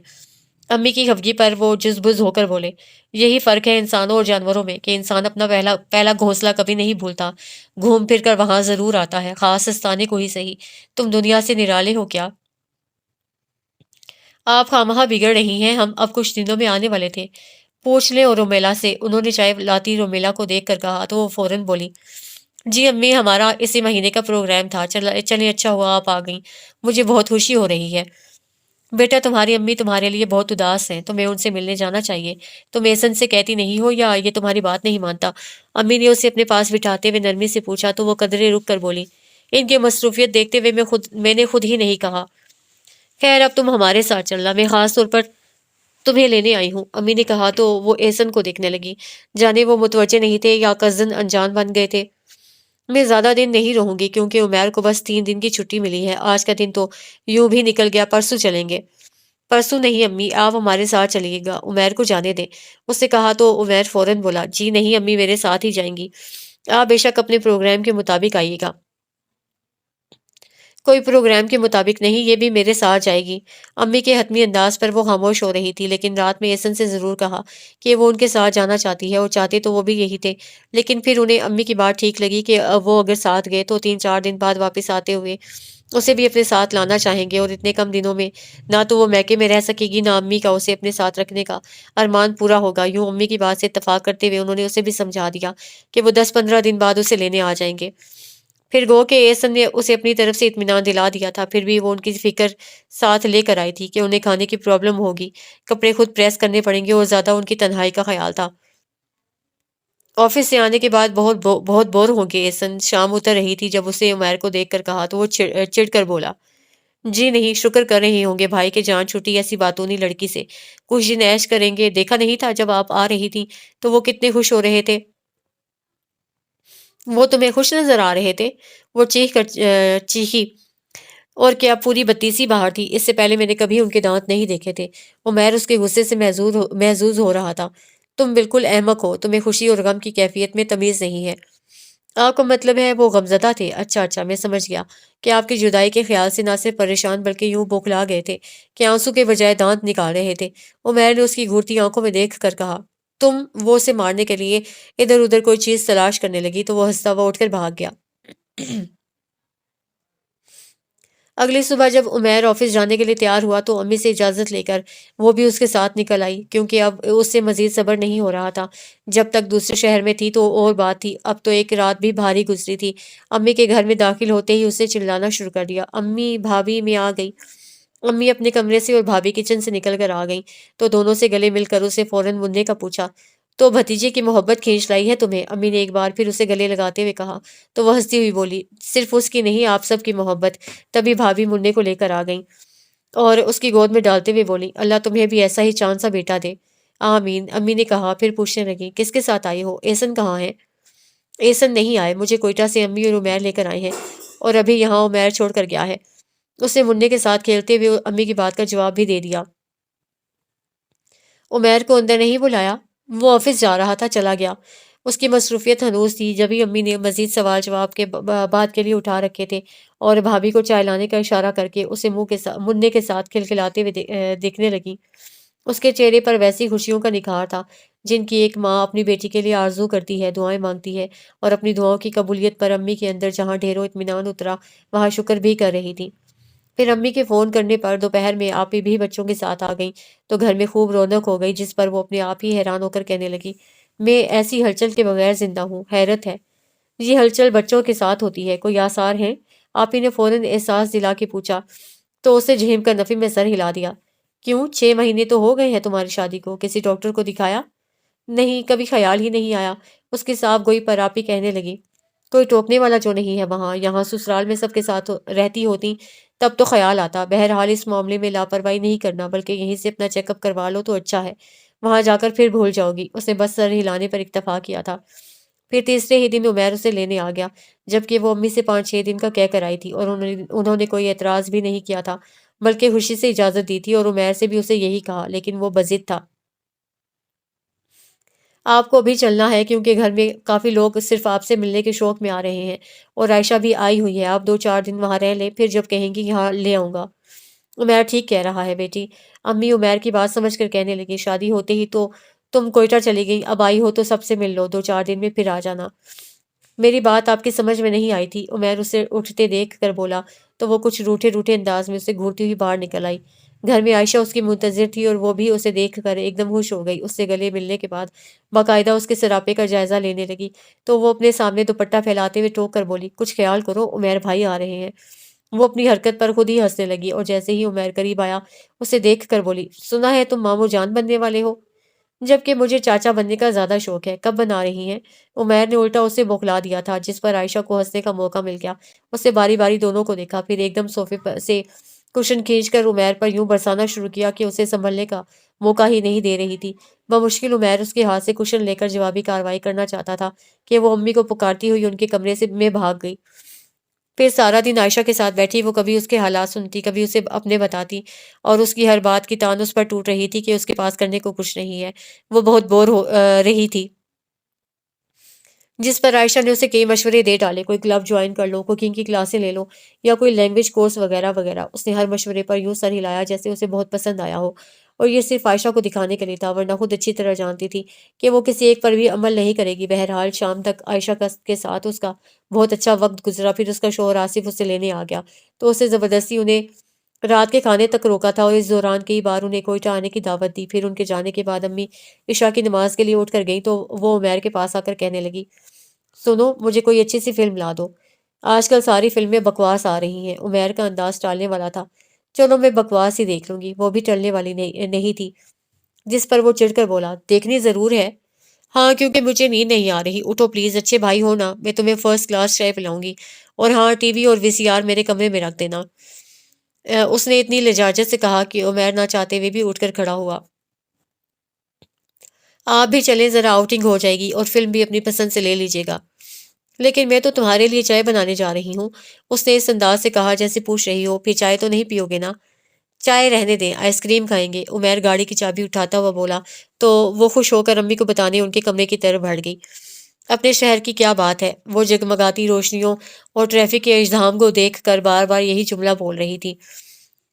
احسن کے ساتھ تو اس نے زندگی کو اس انداز سے انجوائے کیا ہی نہیں تھا، اس کے برعکس فوراً ہی روٹین لائف شروع ہو گئی تھی اور وہ اس میں خوش تھی، کیونکہ احسن کی شخصیت ہر پہلو سے متاثر کرنے اور چھا جانے والی تھی، اور غالباً ان کے سحر میں گرفتار ہو کر اس کے لیے باقی ساری باتیں بے معنی ہو کر رہ گئی تھیں۔ لیکن اب اچانک دل میں اس خواہش نے انگڑائی لی تھی کہ کاش عمیر کی جگہ احسن ہوتے۔ پتہ ہے میں اس وقت آپ کو تارک روڈ کیوں لے جا رہا ہوں؟ عمیر نے ایک اچٹتی نظر اس پر ڈال کر کہا تو وہ چونک کر بولی، آئس کریم کھلانے؟ صرف آئس کریم کھلانے نہیں، مجھے آپ سے ایک ضروری بات بھی کرنی ہے۔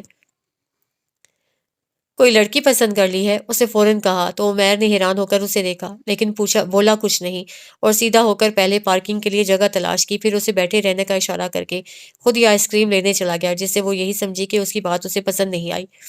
لیجئے، عمیر نے بیٹھنے سے پہلے آئس کریم اسے تھما دی، پھر احتیاط سے گاڑی ٹریفک میں سے نکال کر مین شاہراہ پر آیا تو پوچھنے لگا، ہاں تو کیا کہہ رہی تھیں آپ؟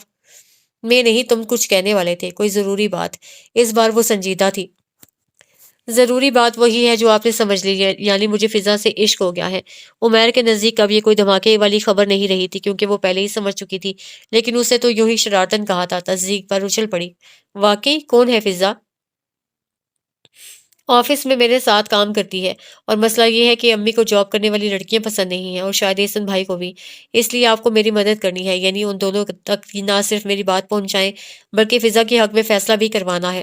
عمیر نے مسئلہ بتا کر باقی ذمہ داری اس پر ڈال دی تو وہ کچھ سوچنے کے بعد کہنے لگی، تمہاری بات تو میں ان تک پہنچا سکتی ہوں، اور جہاں تک ممکن ہوا سفارش بھی کر دوں گی، لیکن وہ ٹوک کر بولا، میں لیکن ویکن نہیں سننا چاہتا، ویسے مجھے یقین ہے آپ کی سفارش سے ہی میرا کام ہو جائے گا، کیونکہ احسن بھائی اور امی بھی آپ کو بہت چاہتی ہیں۔ یہ تو ہے، وہ گردن اکڑا کر ہنسی، پھر کہنے لگی، پہلے مجھے فضا سے ملواؤ، میں دیکھوں گی آیا وہ لڑکی اس قابل ہے کہ اس کی سفارش کی جائے۔ جناب، وہ ہر لحاظ سے آپ سے، وہ کہنے جا رہا تھا اچھی ہے، لیکن فوراً سنبھل کر بولا، کم ہے، یعنی کم تر۔ بڑے استاد ہو۔ ایک منٹ، میں آپ کے لیے فلم لے آؤں۔ اس سے پہلے کہ وہ مزید کچھ کہتی، اس نے اتر کر ویڈیو سینٹر کی طرف دوڑ لگا دی۔ پھر گھر پہنچنے تک وہ اسے فضا کے بارے میں تفصیل سے بتا چکا تھا، اور جب ٹی وی اور وی سی آر اس کے کمرے میں رکھنے کا مرحلہ آیا تو اس سے پہلے وعدہ لیا کہ امی کو فضا کے حق میں ہموار کیے بغیر وہ کوئٹہ نہیں جائے گی۔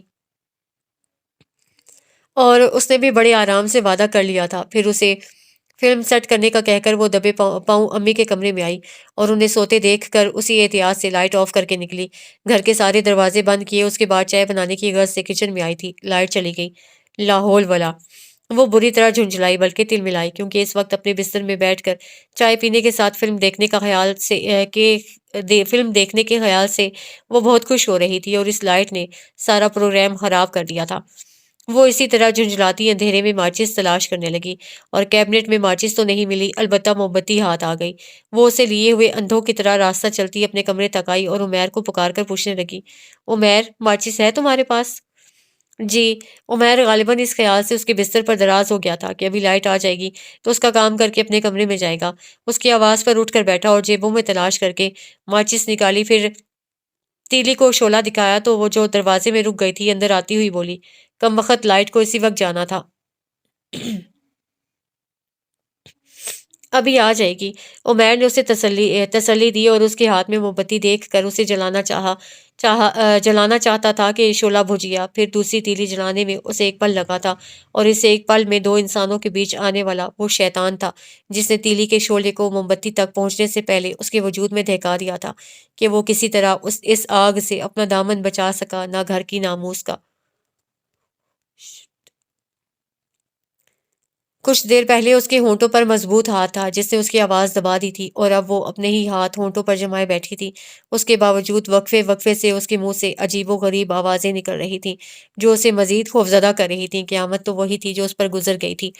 اب کیا رہ گیا تھا؟ ایک بار اس کا دل چاہا اپنے بدن کا پورا زور لگا کر اتنی زور سے چیخے کہ اس تاریک سناٹے میں اس کی آواز سور پھونکنے کا کام دے، لیکن اس کے بدن میں اتنی طاقت ہی نہیں تھی، خود اپنے آپ کو بمشکل سہارا دیے ہوئے تھی۔ انتہائی صدمے کی کیفیت میں وہ کچھ سوچ نہیں پا رہی تھی، بس گھور اندھیرے میں یوں لگ رہا تھا جیسے وہ زندہ قبر میں اتار دی گئی ہے۔ کتنی دیر بعد لائٹ آئی تو اس کا کمرہ ایک دم سے بہت روشن ہو گیا، اور اس کی پتھرائی ہوئی آنکھیں ایک پل کو جھپکی تھیں۔ اس کے بعد وہ زوردار چیخ کے ساتھ بھاگتی ہوئی امی کے کمرے میں آئی اور انہیں جھنجھوڑ کر اٹھا دیا۔ کیا بات ہے بیٹی؟ امی نے پریشان ہو کر اسے دیکھا۔ وہ بری طرح کانپ رہی تھی اور اس کے آنسو رخساروں پر تسلسل سے بہہ رہے تھے، جس سے وہ مزید ہول گئی۔ سب خیر ہے نا؟ احسن اور وہ عمیر کہاں ہے؟ امی اٹھنے لگی تھیں کہ وہ ان کے سینے میں منہ چھپا کر پھوٹ پھوٹ کر رونے لگی۔ میں مر جاؤں گی، میں مر جاؤں گی۔ کچھ بتاؤ تو، میرے بچے سب کہاں ہیں؟ خیریت سے ہیں نا؟ امی کو اپنے بچوں کی فکر لاحق ہو گئی۔ وہ وہ سچ بتانے جا رہی تھی کہ کسی نادیدہ ہاتھ نے اس کے ہونٹ دبا دیے، اور وہ ایک ٹک امی کو دیکھے گئی۔ یہ عورت کتنی شفیق، کتنی مہربان ہے، اس کی ماں جیسی، لیکن اس کی ماں نہیں ہو سکتی۔ میں عمیر کو اٹھاتی ہوں۔ امی پھر اٹھنے لگی۔ نہیں، اس نے بے اختیار ان کے گھٹنوں پر ہاتھ رکھ دیے اور ٹیپ کی طرح شروع ہو گئی۔ مجھے ڈر لگ رہا ہے، شاید میں نے کوئی بھیانک خواب دیکھا تھا۔ آنکھ کھلی تو لائٹ بھی نہیں تھی، پورا اندھیرا تھا۔ میں اور ڈر گئی۔ آپ مجھے اپنے پاس سلا لیں، میں اکیلی نہیں سو سکتی۔ ہاں ہاں، یہاں سو جاؤ۔ امی اپنی اولادوں کی طرف سے اطمینان سے ہو کر ایک طرف ہٹ کر لیٹ گئیں، تو ان کے برابر لیٹتے ہی اس نے خود کو چادر میں چھپا لیا۔ کچھ دیر بعد ہی امی کے خراٹوں کی آواز آنے لگی تھی اور اس کی پوری رات آنکھوں میں کٹ گئی۔ صبح کے قریب جا کر نیند مہربان ہوئی تھی۔ پھر بازو میں سوئی چبھنے سے اس کی آنکھ کھلی تھی۔ اس نے دیکھا ڈاکٹر اس پر جھکا ہوا تھا، اور اس کے پیچھے عمیر کی ایک جھلک دیکھ کر ہی اس کے بدن کو عجیب سا جھٹکا لگا، جس سے ڈاکٹر کے ہاتھ میں انجیکشن بھی ہل گیا تھا۔ بخار بہت تیز ہے، ڈاکٹر عمیر سے کہنے لگا۔ برف کے پانی میں کپڑا بھگو کر سر اور ماتھے پر رکھیں۔ 1 گھنٹے میں اگر ٹمپریچر کم نہ ہو تو مجھے اطلاع کیجیے گا، اور یہ میڈیسن 4 4 گھنٹے پر دیں۔ وہ آنکھیں سختی سے بند کیے آوازیں سن رہی تھی۔ پھر کچھ دیر کے لیے خاموشی چھائی۔ اس کے بعد امی کی آواز آئی تھی، کیسی طبیعت ہے بیٹی؟ وہ چپ چاپ انہیں دیکھنے لگی تو وہ اس کے پاس بیٹھتی ہوئی کہنے لگی، تم نے تو رات مجھے بھی ڈرا دیا تھا۔ خیر اب اکیلی نہیں سونا، تمہارے لیے نئی جگہ ہے نا؟ اگر 4 6 مہینے یہاں رہی ہوتی تب تو مانوس ہوتی۔ اور ہاں، صبح احسن کا فون آیا تھا، میں نے اسے بتایا تو وہ بھی ہنس رہا تھا، کہنے لگا وہ ڈرنے والی نہیں ہے، آپ کو تنگ کر رہی ہوگی۔ اس کے اندر درد کی لہر اٹھی تھی جس سے اس کی آنکھوں میں آنسو آ گئے، اور انہیں چھپانے کی خاطر اس نے پلکیں موند لی۔ تبھی عمیر نے کھانس کر غالباً اپنی آمد سے خبردار کیا تو اس نے اپنا چہرہ دوسری سمت موڑ لیا۔ امی یہ ان کی دوائیں ہیں، 2 ٹیبلٹ ابھی دینی ہیں، لیکن اس سے پہلے انہیں کھلا دیں۔ عمیر نے اس کو ساری دوائیں دکھا کر 2 ٹیبلٹ الگ سے تھما کر کہا تو امی اٹھتی ہوئی بولی، ہاں صبح سے ایسے ہی پڑی ہے، میں دودھ ڈبل روٹی لاتی ہوں۔ وہ امی کے جاتے ہی عمیر اس سے کہنے لگا، اگر آپ جاگ رہی ہیں تو پلیز میری بات سن لیں، دیکھیں میں بہت شرمندہ ہوں، میرا یقین کریں جو کچھ ہوا اس میں میرے ارادے کو قطعی دخل نہیں تھا۔ آپ باخدا میرے لیے بہت محترم ہیں، میں نے ہمیشہ آپ کی عزت کی ہے اور کرتا رہوں گا۔ آپ پلیز مجھے معاف کر دیں یا جو چاہیں سزا دیں، میں ہر سزا کے لیے تیار ہوں۔ پہلے میں اپنی سزا تو تجویز کر لوں۔ اس کی آواز میں دکھ کے ساتھ آنسوؤں کی نمی شامل تھی۔ نہیں، آپ کا کوئی قصور نہیں، میرے اندر کے حیوان نے آپ کو۔ تم چلے جاؤ یہاں سے، خدا کے لیے چلے جاؤ۔ وہ اچانک چیخ پڑی تو عمیر امی کے آنے کے خیال سے فوراً کمرے سے نکل گیا۔ پھر شام میں احسن کا دوبارہ فون آ گیا، شاید اس لیے کہ صبح اس سے بات نہیں ہو سکتی تھی اور گو کہ اس وقت بھی وہ بخار میں بے سود پڑی تھی، لیکن ان کے فون کا سنتے ہی اٹھ کر بھاگی آئی اور جھپٹنے کے انداز میں امی سے ریسیور لے لیا۔ احسن، آپ نے فون کیوں کیا؟ خود کیوں نہیں آئے؟ میں انتظار کر رہی ہوں، فوراً آ جائیں اسی وقت، نہیں تو میں… وہ تیز سانسوں کے درمیان بے ربط بول رہی تھی۔ رومیل، کیا ہوا ہے؟ تم ٹھیک تو ہو؟ ادھر سے انہوں نے تشویش سے پوچھا۔ نہیں، آپ کو نہیں پتا، بس آپ آ جائیں۔ اوکے اوکے، میں آ رہا ہوں، وہ اسے تسلی دے کر بولے۔ ذرا امی کو فون دو۔ وہ اپنے کمرے میں جا چکی تھی۔ جا چکی ہیں، آپ کو ان سے جو بات کرنی ہے یہاں آ کر کریں۔ وہ مسلسل آنے پر زور دے رہی تھی۔ اچھا ٹھیک ہے، تم اپنا خیال رکھو، میں کچھ ضروری کام نمٹاتے ہی آ جاؤں گا۔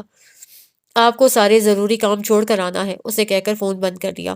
اور گو کہ کوئی دھمکی نہیں دی تھی، نہ کوئی قسم، لیکن اس کے لہجے میں کوئی بات ایسی ضرور تھی جو احسن کے سارے ضروری کام چھوڑ کر اگلے روز پہلی فلائٹ سے آن موجود ہوئے اور اسے امی کے کمرے میں لیٹے دیکھ کر تعجب سے بولے۔ تم واقعی ڈر گئی تھی، لیکن یہاں تو کوئی ایسی خوفناک چیز نہیں ہے۔ سوتے میں ڈر گئی تھی۔ اس کے خاموش رہنے پر امی نے کہا، پھر پوچھنے لگی، تم ناشتہ کرو گے؟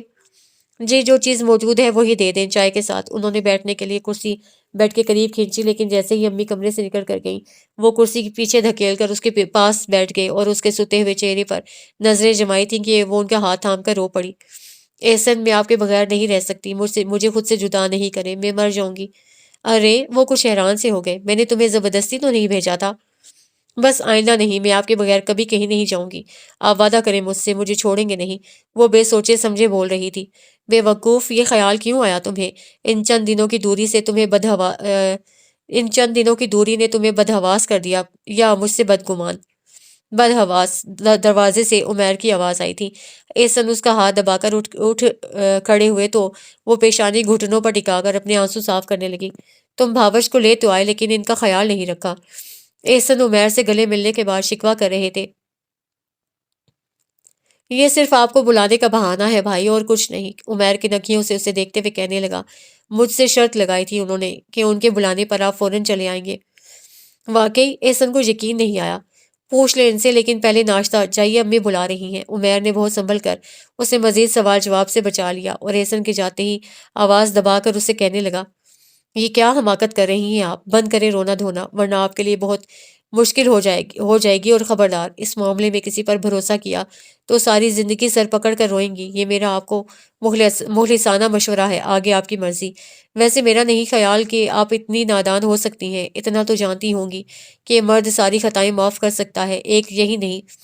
چھوڑیں بستر اور احسن بھائی کو یقین دلائیں کہ انہیں دیکھتے ہی آپ… عمیر بات یہیں چھوڑ کر کمرے سے نکل گیا تو وہ کچھ دیر یوں ہی گمسم بیٹھی رہی اور پھر بستر چھوڑ کر سیدھی اپنے کمرے میں چلی آئی۔ اس وقت بھی اسے ہلکا ٹمپریچر تھا، پھر بھی وہ وارڈروب سے کپڑے نکال کر واش روم میں بند ہو گئی۔ تمہیں بخار میں نہانے کی کیا ضرورت تھی؟ وہ جیسے ہی واش روم سے نکلی احسن نے ٹوکا۔ بخار نہیں تھا، وہ کہتی ہوئی ڈریسنگ ٹیبل پر جا بیٹھی اور کنگھا اٹھا کر بال سلجھانے لگی تو قدرے توقف سے احسن اسے آئینے میں دیکھ کر بولے، سنو، میں کل واپس چلا جاؤں گا۔ کیا مطلب ہے آپ کا؟ یعنی مجھے چھوڑ کر؟ وہ پوری ان کی طرف گھوم گئی۔ تم کیا چاہتی ہو؟ میں آپ کے ساتھ جاؤں گی، کل جائیں یا ابھی؟ وہ حتمی انداز میں کہہ کر پھر آئینے کی طرف گھوم گئی۔ اچھی بات ہے، میں بھی یہی چاہتا ہوں، اور اس وقت اگر تم بہتر محسوس کر رہی ہو تو چلو عائشہ کی طرف، اس کے بعد تمہاری امی کے گھر سے بھی ہو لیں گے۔ انہوں نے کہا تو وہ فوراً چلنے کو تیار ہو گئی، جیسے یہی چاہ رہی تھی کہ اس گھر سے نکل کر پھر کبھی پلٹ کر نہ دیکھے۔ اس کا دل ابھی تک سہما ہوا تھا اور بہت کوشش سے بھی احسن کے سامنے وہ اپنے ہونٹوں پر ذرا سی مسکراہٹ نہیں لا سکتی تھی، جسے ابھی تک تو احسن اس کی طبیعت کی خرابی پر ہی محمول کر رہے تھے۔ عائشہ کے گھر پہ بھی وہ چپ چپ سی تھی، اور اس کے بعد امی کے گھر میں بھی اس کی خاموشی نہیں ٹوٹی، حالانکہ 2 روز پہلے وہ بہت چہکتی ہوئی آئی تھی، جبھی امی اور بھابھی بار بار ٹوکتی رہیں کہ اسے اچانک کیا ہوا ہے۔ اس دن تو اچھی بھلی تھی۔ احسن تو ٹھیک ہے نا تمہارے ساتھ؟ بھابھی نے بھی آخر میں کچھ رازداری سے پوچھا تو وہ الٹا ان سے پوچھنے لگی، آپ کو کیا لگتا ہے؟ میں کچھ کہہ نہیں سکتی کیونکہ مرد اپنی بیوی کے ساتھ کچھ اور ہوتا ہے اور دوسروں کے سامنے کچھ اور پوز کرتا ہے۔ بھابھی نے دامن نہیں بچایا بلکہ حقیقت بتائی۔ کاش ایسن بھی ایسے ہی ہوتے، پوز کرنے والے، تو انہیں دھوکہ دینا کتنا آسان ہوتا۔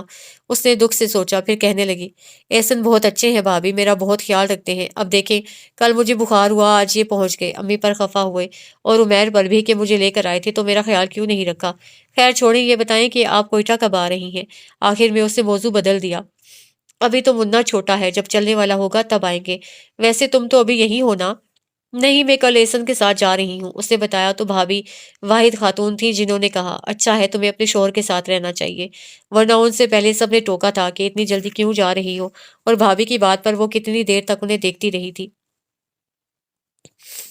پھر دوپہر کے کھانے تک امی نے زبردستی انہیں روکا اور اچھا خاصا اہتمام بھی کر ڈالا۔ چھٹی کا دن تھا، بھائی جان اور چھوٹے بھائی بھی گھر پر تھے، اس لیے ایسن بور نہیں ہوئے، ورنہ صرف خواتین میں وہ کھانے تک رک ہی نہیں سکتے تھے، اور کھانے کے بعد بھی وہ بھائی جان کے ساتھ بڑے اطمینان سے بیٹھتے تھے۔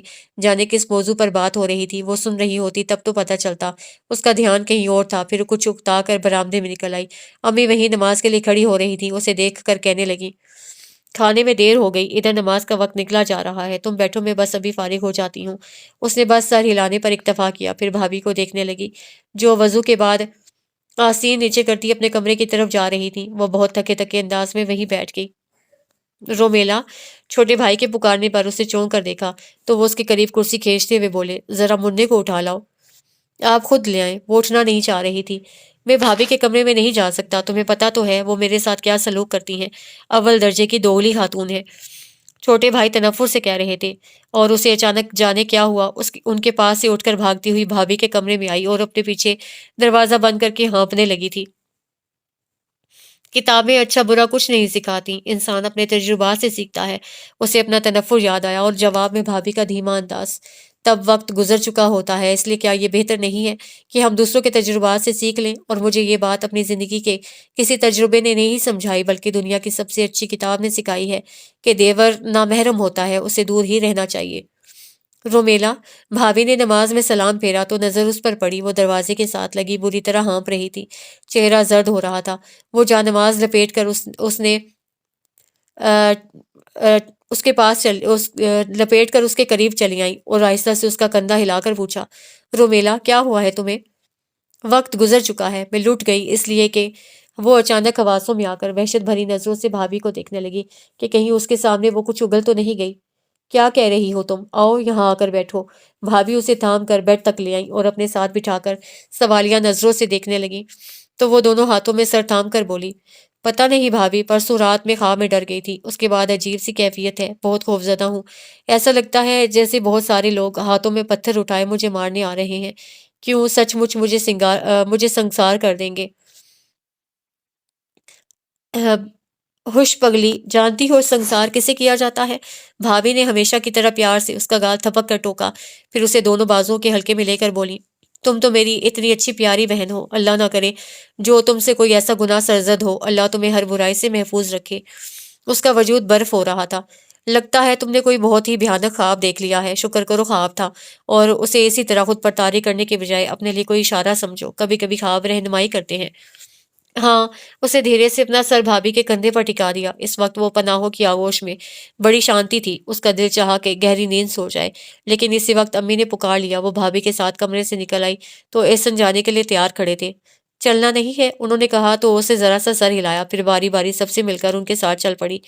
گھر آتے ہی اسے اپنی تیاری شروع کر دی، حالانکہ امی احسن کے ساتھ الجھ رہی تھی کہ وہ اسے کیوں ساتھ لے جا رہے ہیں۔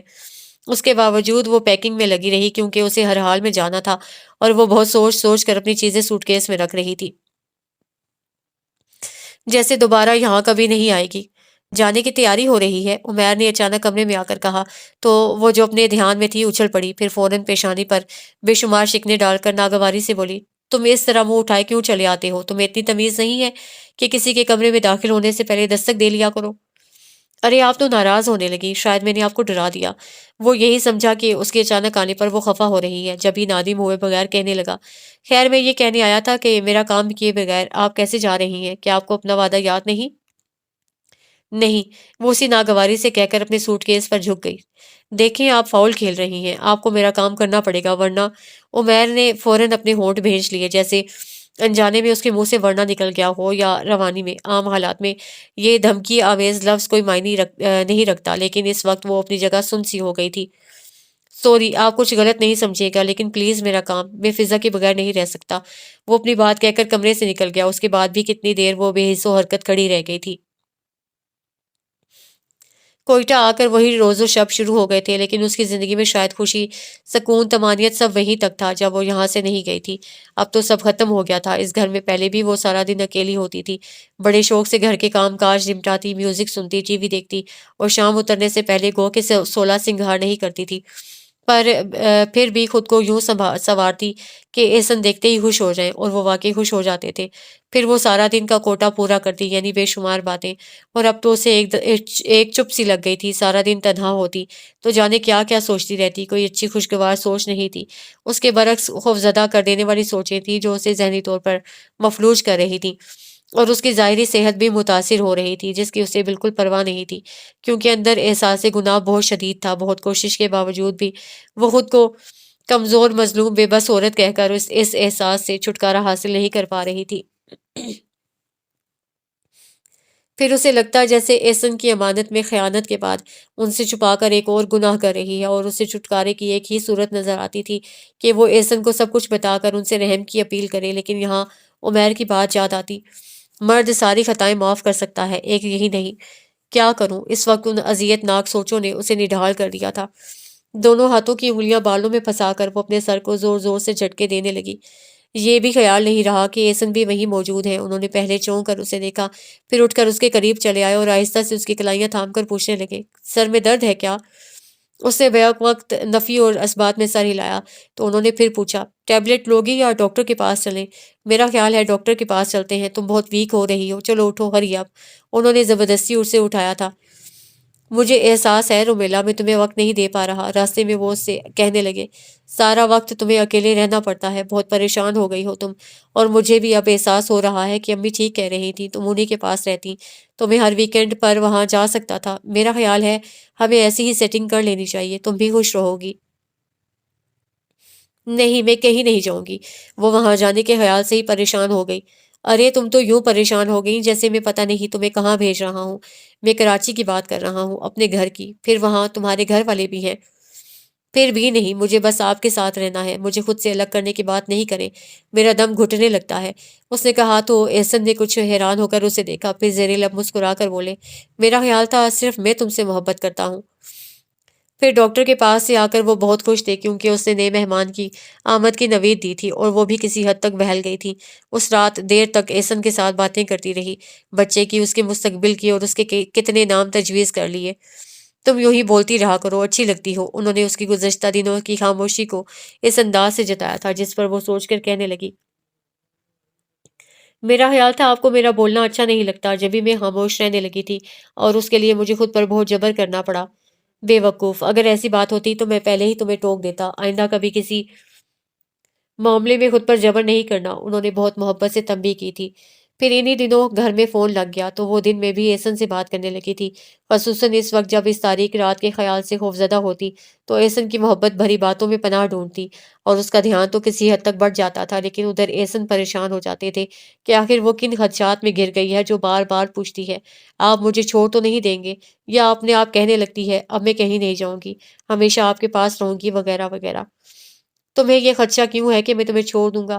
اس رات اس کے بالوں میں انگلیاں پھنسا کر انہوں نے دھیرج سے پوچھا تو پہلی بار اسے احساس ہوا کہ انجانے میں وہ مزید حماقتیں کر رہی ہے۔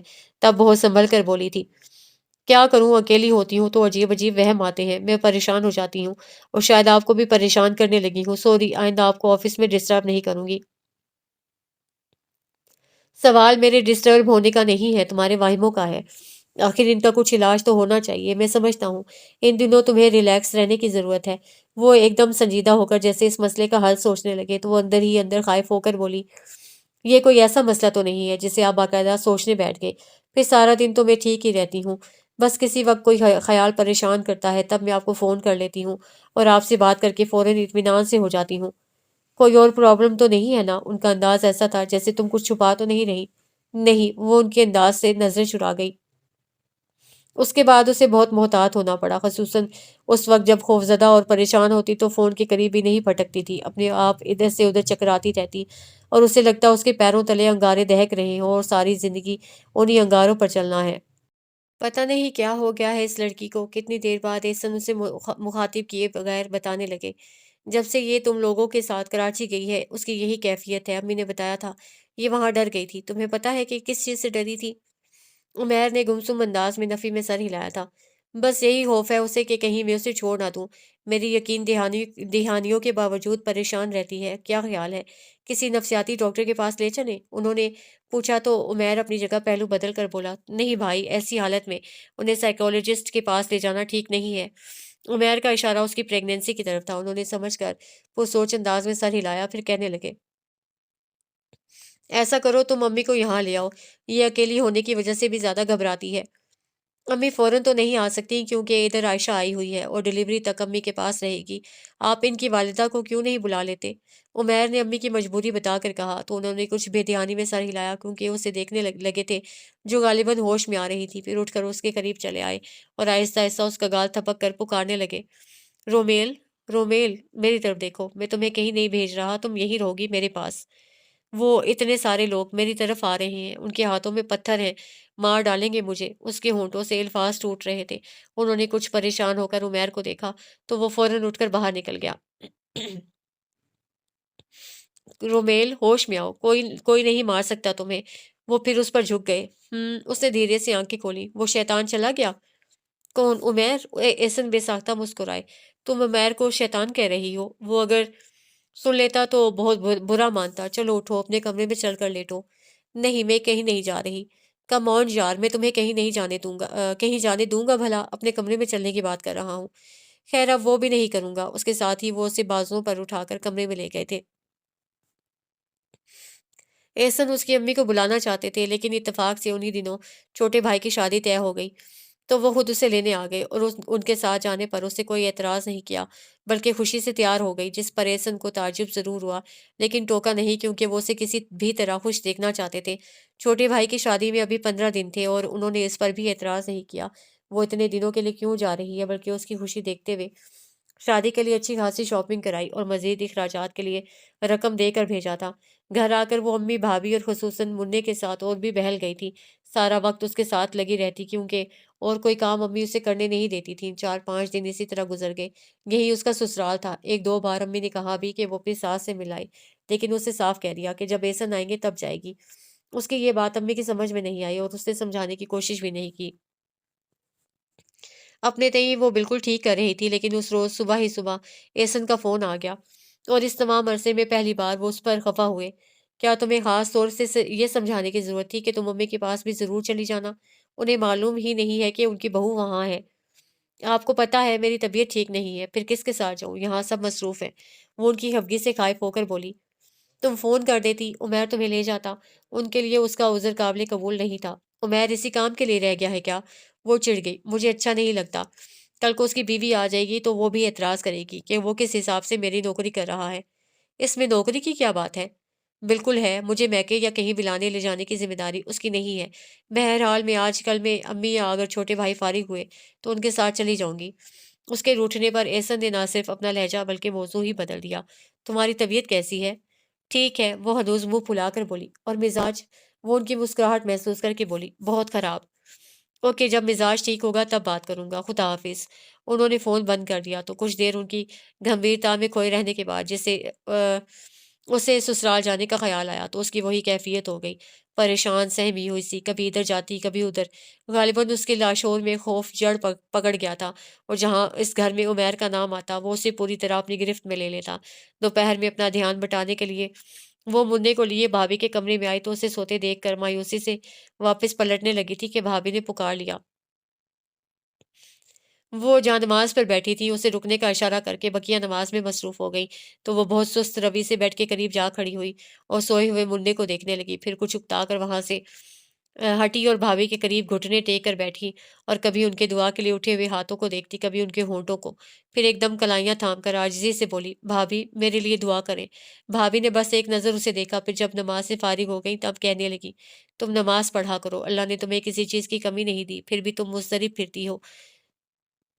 پھرتی ہو تو اس لیے کہ تم اس دینے والے کا شکر ادا نہیں کرتی۔ آپ کو کیسے پتا کہ میں مضطرب رہتی ہوں؟ یہ سچ مچ پریشان ہو گئی۔ تمہارا ہر انداز ظاہر کرتا ہے۔ آج صبح جب سے ایسن کا فون آیا ہے تم پریشان پھر رہی ہو۔ انہوں نے کچھ کہا ہے؟ بھابھی نے ہمیشہ کی طرح اس کا ہاتھ تھام کر نرمی سے پوچھا تو اس نے آہستہ سے نفی میں سر ہلا دیا۔ پھر کیا بات ہے؟ کوئی بات نہیں بھابھی، بس یوں ہی اپنے آپ دل گھبرانے لگتا ہے، پھر عجیب عجیب سے خیال آتے ہیں، کبھی اپنے آپ سے نفرت محسوس ہوتی ہے، کبھی ساری دنیا سے۔ وہ کھوئے کھوئے انداز میں بولنے لگی تھی، کبھی خود کو پاتال میں اترا اترا دیکھتی ہوں، کبھی آگ میں، حالانکہ میرے دل میں گناہ کا خیال تک نہیں تھا۔ پھر یہ اذیت میرے حصے میں کیوں آئی؟ شاید اس لیے کہ میں نے آپ کو جھٹلایا تھا، ہے نا؟ مجھے مجھے کب جھٹلایا تھا تم نے؟ اور یہ تم کس گناہ کی بات کر رہی ہو؟ بھابھی نے اس کا ہاتھ ہلا کر پوچھا تو وہ ایک دم ہوش میں آ کر پریشان ہو گئی کہ پتہ نہیں انجانے میں کیا کہہ گئی ہے۔ بتاؤ نا۔ بھابھی کے اسرار میں کوئی شک و شبہ نہیں تھا، جس سے وہ قدرے مطمئن ہو کر بولی، یہ آپ کی بڑائی ہے بھابھی کہ آپ نے یاد نہیں رکھا، ورنہ میں نے آپ کے ساتھ خاصی بدتمیزی کی تھی، جس سے یقیناً آپ کی دل آزاری ہوئی ہوگی، اور کسی کی دل آزاری کرنا بڑا گناہ ہے نا۔ تم بہت سادہ اور بہت حساس ہو رومیلا، اور یہ اچھی بات ہے کہ تمہیں اپنی غلطی کا نہ صرف احساس ہوا بلکہ تم اس پر شرمندہ بھی ہو، اور جس گناہ پر انسان شرمندہ ہو کر معافی مانگے تو پھر وہ گناہ نہیں رہتا۔ بھابھی ہلکے پھلکے انداز میں اسے سمجھاتے ہوئے کہنے لگی، گو کہ میں نے تمہاری کسی بات کا برا نہیں مانا تھا، پھر بھی اگر تمہیں اپنے اضطراب اور بے سکونی کا یہی سبب نظر آتا ہے تو اول تو میرے سامنے ندامت کا اظہار کرنے سے ہی تمہارا وہ گناہ دھل گیا، اور اگر تم اس پر بھی مطمئن نہیں ہو تو معافی مانگ لو۔ آپ معاف کر دیں گی؟ اسے بہت سادگی سے پوچھا تھا۔ اللہ معاف کر دیتا ہے، بڑے سے بڑا گناہ میں کیا چیز ہوں؟ آپ پلیز اب پلیز تم مجھ سے معافی مانگنے نہ بیٹھ جانا، کیونکہ میں خود بڑی گنہگار ہوں اور بہت توبہ کرتی ہوں اللہ سے۔ بے شک وہ توبہ قبول کرنے والا بہت مہربان ہے۔ بھابھی کی انتہائی عاجزی نے اسے بھی راستہ دکھا دیا تھا۔ اس مختصر سے عرصے میں احسن اس میں یہ دوسرا انقلاب دیکھ رہے تھے۔ پچھلی بار جب وہ کراچی سے آئی تھی تو بے حد خوفزدہ، مضطرب اور کسی حد تک نفسیاتی مریض لگنے لگی تھی، اور اس بار کسی پرسکون ندی کی مانند اس کے ہر انداز میں دھیما پن اور محسوس کی جانے والی نرمی سمٹ آئی تھی۔ بولنے میں، ہنسنے میں اور چلنے میں تو لگتا تھا جیسے ہر قدم سوچ کر اٹھا رہی ہو۔ پھر بھی سبک روی میں فرق نہیں آیا تھا، اور جب نماز کے بعد دعا کے لیے ہاتھ پھیلا کر بیٹھی تو لگا تھا کہ اگلے پچھلے سارے گناہ بخشوا کر ہی اٹھے گی۔ بہرحال اس کا یہ انقلاب بہت خوبصورت تھا، جس نے احسن کو اس کا پہلے سے زیادہ گرویدہ بنا دیا تھا۔ اس وقت وہ اپنے موڈ میں تھے۔ جب وہ عشاء کی نماز سے فارغ ہو کر ان کے پاس آ کر بیٹھی تو کہنے لگے، تمہاری دعائیں کچھ مختصر نہیں ہو سکتی؟ ویسے اتنی دیر تک کیا مانگا کرتی ہو؟ معافی۔ اس کے ایک لفظ میں بہت کچھ تھا، اور احسن نادان نہیں تھے جب ہی حیران ہو گئے کہ مختصر جواب کے بعد اسے مزید سوال کی گنجائش نہیں چھوڑی تھی، البتہ تائید کیے بغیر نہیں رہ سکے۔ واقعی انسان کو معافی اور توبہ کرتے رہنا چاہیے۔ پھر اس کے بالوں کو ہلکا سا جھٹکا دے کر بولے، چلو اللہ کے حقوق تو پورے کر آئیں، اب ذرا اس کے بندے کے حقوق کا بھی خیال کرو۔ بندے کے حقوق ذرا ٹیڑھے ہیں اس لیے۔ Shut up! انہوں نے اس کی بات پوری نہیں ہونے دی تھی۔ یوں ہی وقت گزرتا چلا گیا۔ وہ پہلے بیٹے پھر بیٹی کی ماں بن کر اپنی ذمہ داریاں احسن طریقے سے نبھانے میں لگ گئی تھی، اور یہ نہیں تھا کہ وہ سسرال سے بالکل ناتا توڑ بیٹھی تھی۔ ہر عید بقر عید پر تو احسن ساتھ لے کر جاتے۔ اس کے علاوہ جب بچوں کی چھٹیاں ہوتی تو امی کے بلانے پر وہ دونوں بچوں کو ساتھ لے کر چلے جاتے، اور آدھی سے زیادہ چھٹیاں انہی کے پاس رہتی۔ اسی کی سفارش سے عمیر اور فضا کی شادی ہو پائی تھی، اور وہ دونوں بھی خوش تھے۔ بس یہ تھا کہ اس کے اور عمیر کے درمیان ایک دیوار کھڑی ہو گئی تھی، جسے کبھی کبھی دیکھنے والے بھی محسوس کرنے لگے تھے، خصوصاً فضا تو ٹوکتی بھی ضرور تھی۔ بھابھی، میرا خیال ہے آپ عمیر سے عمر میں چھوٹی ہی ہوں گی، لیکن ان کے ساتھ بیہیو یوں کرتی ہیں جیسے 10 گنا بڑی ہوں۔ رشتے میں تو بڑی ہوں نا، اتنی بھی نہیں کہ وہ آپ کو دیکھتے ہی بادب با ملاحظہ ہو جاتے ہیں۔ آئی مین دیور بھابھی کا رشتہ تو یوں بھی خاصا شوق چنچل سا ہوتا ہے۔ مجھے تو حسرت ہے کہ میرا کوئی دیور ہوتا۔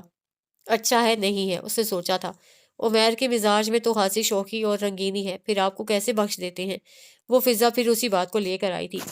اتنا تو وہ احسن بھائی سے بھی نہیں ڈرتے جتنا آپ سے۔ ڈرے گا کیوں؟ ہاں عزت کرتا ہے میری، وہ خاصی جز بز ہو کر بولی تھی۔ عزت تو وہ اپنے سے بڑے سب کی کرتے ہیں، لیکن اس طرح اٹینشن کسی کے سامنے نہیں ہوتے۔ فضا نے کہا تو اسے ضبط کرنا مشکل ہو گیا تھا۔ تو تمہیں اس پر اعتراض ہے؟ کہہ دو عمیر سے کہ میرے سامنے ٹینشن نہ ہوا کرے۔ ارے آپ تو برا مان گئی، میرا یہ مطلب تھوڑی تھا۔ فضا کا انداز ایسا تھا جیسے وہ اپنی بات سمجھانے میں ناکام رہی ہو، حالانکہ ایسا نہیں تھا۔ سیدھی سادی بات، اور وہ بھی سمجھ بھی گئی تھی، لیکن جواب میں وہ اسے کیسے سمجھائے کہ ایسا کیوں ہے، اس لیے الجھ گئی تھی۔ اور بس ایسی ہی باتیں تھیں جو اسے ڈسٹرب کر دیتی تھی۔ کبھی سوچنے بیٹھتی تو اسے لگتا کہ اس کا گناہ وہ نہیں تھا جو رات کی تاریکی میں سرزد ہوا، کیونکہ اس میں تو ایک اس کے ارادے کو دخل تھا، نہ نیت۔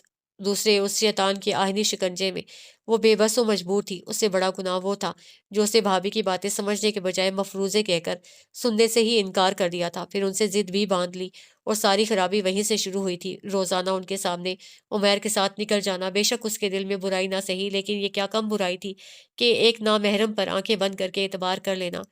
وہ یقیناً اس بڑے گناہ کی طرف جانے والی پہلی سیڑھی تھی جس پر اس نے بھابھی کی ضد میں قدم رکھا تھا، اور اب اس کے اندر ملال ہی ملال تھا کہ کاش اس نے بھابھی کی باتیں سنی اور سمجھی ہوتی، پھر ان پر عمل پیرا ہو کر بے شک دوہلی کہلاتی، لیکن یوں گنہگار نہ ہوتی۔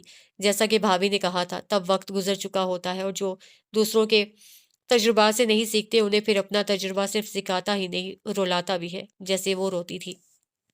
ان دنوں وہ کراچی آئی ہوئی تھی، بچوں کی سردیوں کی چھٹیاں تھیں اور اتفاق سے عید بھی انہی دنوں میں آ رہی تھی، اس لیے چھٹیاں ہوتے ہی احسن نے امی کے بلاوے پر اسے بچوں کے ساتھ بھیج دیا تھا، اور خود انہیں ہمیشہ کی طرح عید سے ایک دن پہلے آنا تھا۔ بہرحال بچے دادی کے پاس آ کر حسب سابق بہت خوش تھے، اس کی بیٹی مریم اور عمیر کی بیٹی فرح میں بس 2-4 دن کا فرق تھا، جبکہ عثمان ان دونوں سے بڑا تھا اور غالباً پہلا اور اکلوتا پوتا ہونے کے ناطے دادی کا بے حد لاڈلا بھی تھا، اور انہی کے لاڈ کے باعث یہاں آ کر کچھ زیادہ شرارتیں کرنے لگتا تھا۔ وہ ٹوکتی تو امی اکتا کر اسے ٹوک دیتی کہ بچہ ہے، کھیلنے دو، جس سے وہ جزبز ہو کر رہ جاتی۔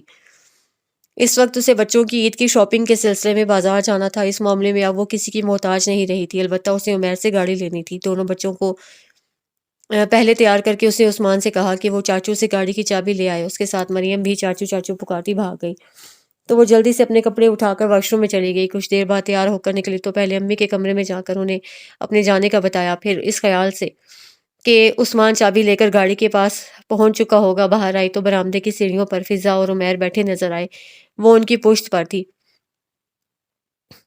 اس لیے بڑے آرام سے انہیں نظر انداز کر کے لان میں مریم اور فروخ کے پیچھے بھاگتے عثمان کو پکارنا چاہتی تھی کہ اس سے پہلے فضا نے اسے پکار لیا، پھر اپنے ساتھ بیٹھی عمیر سے کہنے لگی، عمیر تم نے غور کیا، احسن بھائی کا بیٹا ان سے زیادہ تم سے مشابہت رکھتا ہے۔ اف، وہ اپنی جگہ سن ہو گئی، یہ فضا کیا کہہ رہی ہے؟ دیکھو یہ ہنستا بالکل تمہاری طرح ہے، اس کے ہونٹوں کی تراش، اس کی ناک، بس صرف آنکھیں احسن بھائی جیسی ہیں، باقی سب انداز بھی تمہارے جیسے ہیں، مجھے تو یہ احسن بھائی سے زیادہ تمہارا۔ Shut up! عمیر بڑی زور سے چیخ کر اٹھ کھڑا ہوا، اور جس تیزی سے پلٹا اسے دیکھ کر اسی تیزی سے دوبارہ اپنی جگہ ڈھہ گیا، تو وہ فوراً سنبھل کر آگے آتی ہوئی بولی، فضا سوچ سمجھ کر بولا کرو۔ اس کے ٹھہرے ہوئے لہجے میں سخت تنبیہ تھی۔ کوئی غلط بات کہی میں نے؟ کیا عثمان عمیر سے مشابہت نہیں رکھتا؟ اور اس میں کوئی انہونی بات بھی نہیں ہے، چچا بھتیجا ہیں، ایک ہی خون۔ فضا نے یوں کندھے اچکا کر کہا جیسے ان دونوں کا رویہ اس کی سمجھ میں نہ آ رہا ہو۔ عمیر گاڑی کی چابی دو۔ وہ فضا کی بات نظر انداز کر گئی اور چابی لیتے ہی بچوں کو اشارہ کرتی برآمدے کے اسٹیپ اتر آئی، کیونکہ مزید ایک پل نہیں ٹھہر سکتی تھی۔ اس کا ذہن بری طرح منتشر ہو گیا تھا اور اندر ایسا شور تھا کہ باہر کی کوئی آواز سنائی ہی نہیں دے رہی تھی۔ بچے شہر کی رونقیں دیکھ کر خوش ہو رہے تھے اور اس سے جانے کیا کیا سوال کر رہے تھے، وہ بس ہوں ہاں میں سر ہلاتی رہی۔ شاپنگ بھی ڈھنگ سے نہیں کر سکی، پتہ نہیں اور کتنے عذابوں سے گزرنا تھا اسے، اس سے تو اچھا تھا کہ پہلے مقام پر سنگسار ہو جاتی۔ رات میں وہ سوئے ہوئے عثمان کو ایک ٹک دیکھے جا رہی تھی جب فضا پکارتی ہوئی اندر آ کر بولی، بھابھی وہ گاڑی کی چابی دے دیں، صبح عمیر کو آفس جانا ہے۔ اسے یوں ہی گمسم انداز میں ٹیبل کی طرف اشارہ کر دیا تو فضا چابی اٹھا کر جاتے جاتے خیال آنے پر پلٹ کر اس کے پاس بیٹھتی ہوئی بولی، اپنی شاپنگ تو دکھائیں۔ کوئی خاص شاپنگ نہیں کی کیونکہ بچے تنگ کرنے لگے تھے، 1-2 دن میں انہیں چھوڑ کر جاؤں گی، اس سے قدرے رک کر کہا، ساتھ ہی شاپر اٹھا کر فضا کو تھما بھی دیا، جس پر جھانکنے اور ہاتھ مارنے کے بعد فضا کہنے لگی، سنا ہے کوئٹہ میں اچھا کپڑا ملتا ہے، آپ وہاں سے کیوں نہیں لیتی؟ بچوں کی ویرائٹی یہاں زیادہ ہے۔ اچھا میں سوچ رہی تھی آپ کے پاس کوئٹہ آؤں گی تو بہت ساری شاپنگ کروں گی، آپ عمیر سے کہیں نہ مجھے لے کر آئیں آپ کے پاس، میں جب کہتی ہوں ٹال جاتے ہیں، شاید آپ کی بات مان لیں۔ فضا کو کوئٹہ جانے کا اشتیاق تھا۔ عمیر نہیں لے کر آتا تو تم امی کے ساتھ آ جاؤ یا ہمارے ساتھ چلنا، وہ اس کے اشتیاق کو دیکھ کر بولی تھی۔ یہ ہو سکتا ہے لیکن میں عمیر کے ساتھ آنا چاہتی ہوں، فضا نے کہا تو وہ کیوں کہتے کہتے رہ گئی، پھر مسکرا کر بولی اچھی بات ہے، میں عمیر سے کہوں گی تمہیں لے آئے۔ مجھے یقین ہے وہ آپ کی بات نہیں ٹالیں گے، کاش آپ یہاں رہتی ہوتی تو آپ کے ذریعے میں عمیر سے اپنی ہر بات منوا سکتی تھی۔ فضا ہنستی ہوئی اٹھ کر چلی گئی اور وہ اس کے لہجے پر غور کرتی رہ گئی، جانے وہ سادگی میں کہہ گئی تھی یا جتا گئی تھی۔ پھر اگلے روز وہ بچوں کو لے کر امی کے یہاں چلی گئی، اور جب عید سے ایک روز پہلے احسن آئے تب ان کے ساتھ واپس آئی تھی۔ اس بار امی ان کے پیچھے پڑ گئیں کہ اب انہیں کراچی آ جانا چاہیے یا پھر بال بچوں کو یہاں سیٹ کر دیں۔ عید کی شام عائشہ آئی تو وہ بھی یہی کہہ رہی تھی، اسے لگا جیسے سب پہلے سے طے کر کے بیٹھے ہوں کہ مل کر احسن کو گھیر لیں گے، اور اس سے پہلے کہ وہ سب کے سامنے ہتھیار ڈالتے وہ بول پڑی بہت مشکل ہے ہمارا یہاں آنا، کیونکہ میرے بچوں کو یہاں کی آب و ہوا راس نہیں آتی۔ کچھ عرصہ پرابلم ہوگی بھابھی، پھر سیٹ ہو جائیں گے، عائشہ نے کہا تو اسے صاف منع کر دیا۔ نہیں، میرا خیال ہے ہم وہی ٹھیک ہیں، اور کوئی اتنی دور بھی نہیں ہے جو یہاں آنے کے لیے سال بھر پلاننگ کرنی پڑے، جب امی بلاتی ہیں آ جاتے ہیں۔ وہ وہی کہہ رہی تھی جو احسن چاہتے تھے، اور وہ یہی سمجھے کہ وہ ان کی طرف سے بول رہی ہے، اس لیے خود اطمینان سے بیٹھے رہے تھے۔ بہت سارا وقت گزر گیا تھا، اس نے احسن کے ساتھ بظاہر بڑی کامیاب زندگی گزاری تھی، بظاہر یوں کہ اس کے اپنے اندر ہمیشہ خلش رہی تھی جس پر وقت بھی اثر انداز نہیں ہوا تھا، شاید اس لیے کہ وقتاً فوقتاً کوئی ایسی بات ہو جاتی جو اس کے سکون میں تلاطم برپا کر دیتی۔ جیسے شادی کے 12 سال بعد احسن نے اپنے تئیں اسے خوشخبری سنائی تھی کہ انہیں پروموٹ کر کے ہیڈ آفس بھیجا جا رہا ہے، لہٰذا اب وہ مستقل کراچی میں رہیں گے، تو اس نے ایک ہنگامہ کھڑا کر دیا تھا۔ حالانکہ اس وقت وہ کراچی جانے سے خوفزدہ نہیں ہوئی تھی، لیکن مستقل وہاں رہنے کے خیال نے اسے پریشان کر دیا تھا۔ بڑی مشکل سے وہ احسن کو یہ سمجھا پائی تھی کہ کراچی کے ہنگاموں سے اسے گھبراہٹ ہوتی ہے، پھر فضا کی آلودگی اسے بیمار کر دیتی ہے، وہ زیادہ دن وہاں نہیں رہ سکتی۔ پھر 3-4 سال کے بعد اس کے بیٹے عثمان نے شوشہ چھوڑا کہ انہیں دادی کے پاس رہنا چاہیے، جس پر اسے کوئی اعتراض نہیں کیا، لیکن بڑی سہولت سے مریم کے گریجویشن کرنے تک ٹال گئی تھی۔ گو کہ اب اسے کوئی خطرہ نہیں تھا، لیکن خدشہ موجود تھا۔ ایک گھر میں رہنے سے اس کا یا عمیر کا کوئی بھی انداز احسن کو چونکا سکتا تھا۔ جیسے فضا ٹوکتی تھی، اور عائشہ نے تو 2-3 بار حیران ہو کر پوچھا تھا آپ کی عمیر بھائی کے ساتھ لڑائی ہوئی ہے کیا؟ نہیں، اسے بظاہر سرسری انداز میں کہا تھا۔ تو پھر کیا بات ہے جو وہ آپ کو دیکھتے ہی کترا کر نکل جاتے ہیں، اور آپ کو بھی میں نے ان سے بات کرتے ہوئے نہیں دیکھا۔ عائشہ کو مطمئن کرنے میں اسے کتنی مشکل ہوئی تھی یہ وہی جانتی تھی، اور احسن کے سامنے تو یوں باتیں بنا کر وہ انہیں مطمئن کر ہی نہیں سکتی تھی۔ ان سے کچھ بعید نہیں تھا کہ وہ اسے اور عمیر کو سامنے بٹھا کر دونوں کا مسئلہ پوچھنے بیٹھ جاتے۔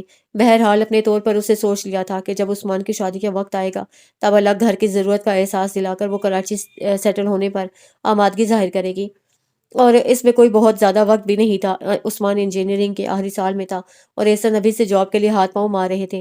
ان دنوں وہ اسی سلسلے میں کراچی گئے ہوئے تھے، 3 دن کا کہہ کر گئے تھے، اور آج چوتھا دن تھا۔ جب ہی تشویش کا اظہار کرنے کے بعد اس نے عثمان کو فون کر کے معلوم کرنے کا کہا تو وہ کچھ سستی سے بولا ممی آپ خود کر لینا، ویسے آپ کو پریشانی کیا ہے، پاپا دادی کے پاس آرام سے ہوں گے۔ آرام سے ہوتے تو فون ضرور کرتے، اسے کہا کہ مریم فوراً اٹھتے ہوئے بولی میں معلوم کرتی ہوں ممی، عثمان بھائی تو بس ایسے ہی۔ ہاں کہہ دو مجھے پاپا سے ذرا محبت نہیں۔ ذرا سی تو ہے، مریم ہنستی ہوئی بھاگ گئی تو اسے پہلے عثمان کو جلدی سونے کی تاکید کی، پھر مریم کے پیچھے آئی اور رک کر اسے فون پر احسن سے باتیں کرتے ہوئے سننے لگی۔ جب وہ فون بند کر کے اس کی طرف پلٹی تب اس سے پوچھا کب آ رہے ہیں؟ کل شام میں، کہہ رہے تھے ان کا کام تو ہو گیا تھا لیکن دادی نے روک لیا، اور ابھی وہ خود فون کرنے والے تھے۔ مریم بتا کر یوں دیکھنے لگی جیسے اور کوئی کام۔ اچھا اب تمہارا اسٹڈی کا پروگرام تو نہیں ہے؟ اس نے گھڑی دیکھ کر پوچھا۔ نہیں، سوں گی آپ کے ساتھ، مریم نے کہا تو وہ اسے لائٹ آف کرنے کا کہہ کر اپنی جگہ پر جا لیٹی۔ کوئی کہانی سنائے ممی؟ مریم لائٹ آف کر کے اس کے پاس لیٹتی ہوئی بولی تو اس کی بچکانہ فرمائش پر وہ بے ساختہ مسکرائی۔ اب تم بچی نہیں ہو، چلو سو جاؤ، صبح جلدی اٹھنا ہے، کالج جاؤ گی نا؟ جی۔ مریم نے بہت سعادت مندی سے اس کے کندھے پر پیشانی ٹکا کر آنکھیں بند کر لی تو اسے تھپکتے تھپکتے وہ خود ہی سو گئی تھی۔ صبح دونوں بچوں کے جانے کے بعد اسے حسب معمول پہلے ماسی سے گھر کی صفائی کروائی، پھر اسے سودا وغیرہ لانے بازار بھیج کر اپنے لیے چائے بنانے کی غرض سے کچن کا رخ کیا تھا کہ فون کی بیل بجنے لگی۔ اس نے آ کر ریسیور اٹھا لیا۔ ہیلو، جی میں عمیر۔ ادھر سے عمیر نے اسی قدر کہا تھا کہ اسے روکھے انداز میں پوچھا کیا بات ہے؟ وہ بچے کہاں ہیں، عثمان اور مریم؟ عمیر کے محتاط انداز پر وہ ٹھٹک کر بولی کالج گئے ہیں۔ کیوں؟ مجھے ان سے نہیں، آپ سے بات کرنی ہے، احسن بھائی ابھی یہاں سے روانہ ہوئے ہیں، میں نے سوچا آپ اکیلی ہوں گی تو۔ عمیر جھجک رہا تھا۔ یا شاید اسے اپنی بات کہنے میں بہت دقت ہو رہی تھی۔ وہ کچھ ناگواری سے اس کے مزید بولنے کا انتظار کرنے لگی۔ ایسا ہے کہ رات امی نے ہم بھائیوں کے سامنے اپنی ایک خواہش کا اظہار کر کے مجھے پریشان کر دیا ہے۔ عمیر قدرے توقف سے گویا ہوا تھا۔ آپ سنیں گی تو آپ بھی پریشان ہوں گی، لیکن پریشان ہونے سے تو مسئلہ حل نہیں ہوگا۔ تو اصل بات بتاؤ، اسے تمہید سے اکتا کر ٹوکا تو ادھر وہ جلدی سے بولا، امی عثمان اور فرح کی شادی کی بات کر رہی تھی۔ پھر وہ تنک کر بولی، اس میں پریشانی کی کیا بات ہے؟ تمہیں اگر اعتراض ہے تو صاف منع کر دو۔ میرے پاس منع کرنے کا کوئی جواز نہیں ہے، اس لیے کہ میری ایک نہیں 3 بیٹیاں ہیں اور تینوں میں سے کسی ایک کی شادی بھی عثمان کے ساتھ نہیں ہو سکتی۔ وجہ میں بتاؤں بھابھی بیگم، یا اس کے ہاتھ سے ریسیور چھوٹ گیا تھا اور وہ خود بھی گرنے کو تھی۔ بمشکل صوفے کی بیگ تھام کر خود کو سہارا دے کر بٹھایا اور خوفزدہ نظروں سے ادھر ادھر جھولتے ریسیور کو گھورنے لگی۔ اس کا دماغ معاف تھا اور اندر دور تک سناٹا۔ عمیر مرد تھا، سارا بوجھ اس کے کندھوں پر ڈال کر خود یقیناً آرام سے ہو گیا ہوگا کہ اب باقی جنگ اسے لڑنی ہے، اور وہ کہاں تک لڑے گی؟ فرح کے لیے منع کرے گی تو امی سحر کا نام لے دیں گی۔ اس کے بعد کرن تھی، اور وہ اس گھر کی ساری لڑکیوں کو ریجیکٹ کرنے کا کیا جواز پیش کرے گی؟ میرے خدا! اس نے دکھتے ہوئے سر کو دونوں ہاتھوں میں تھام لیا۔ اس عمر میں کسی رسوائی سے پہلے مجھے موت دے دے۔ بی بی یہ سودا، ماسی کی آواز پر اس نے سر اٹھائے بغیر اسے کچن میں جانے کا اشارہ کر دیا۔ اس کے بعد سارا دن وہ جلے پیر کی بلی کی طرح ادھر سے ادھر چکراتی رہی تھی۔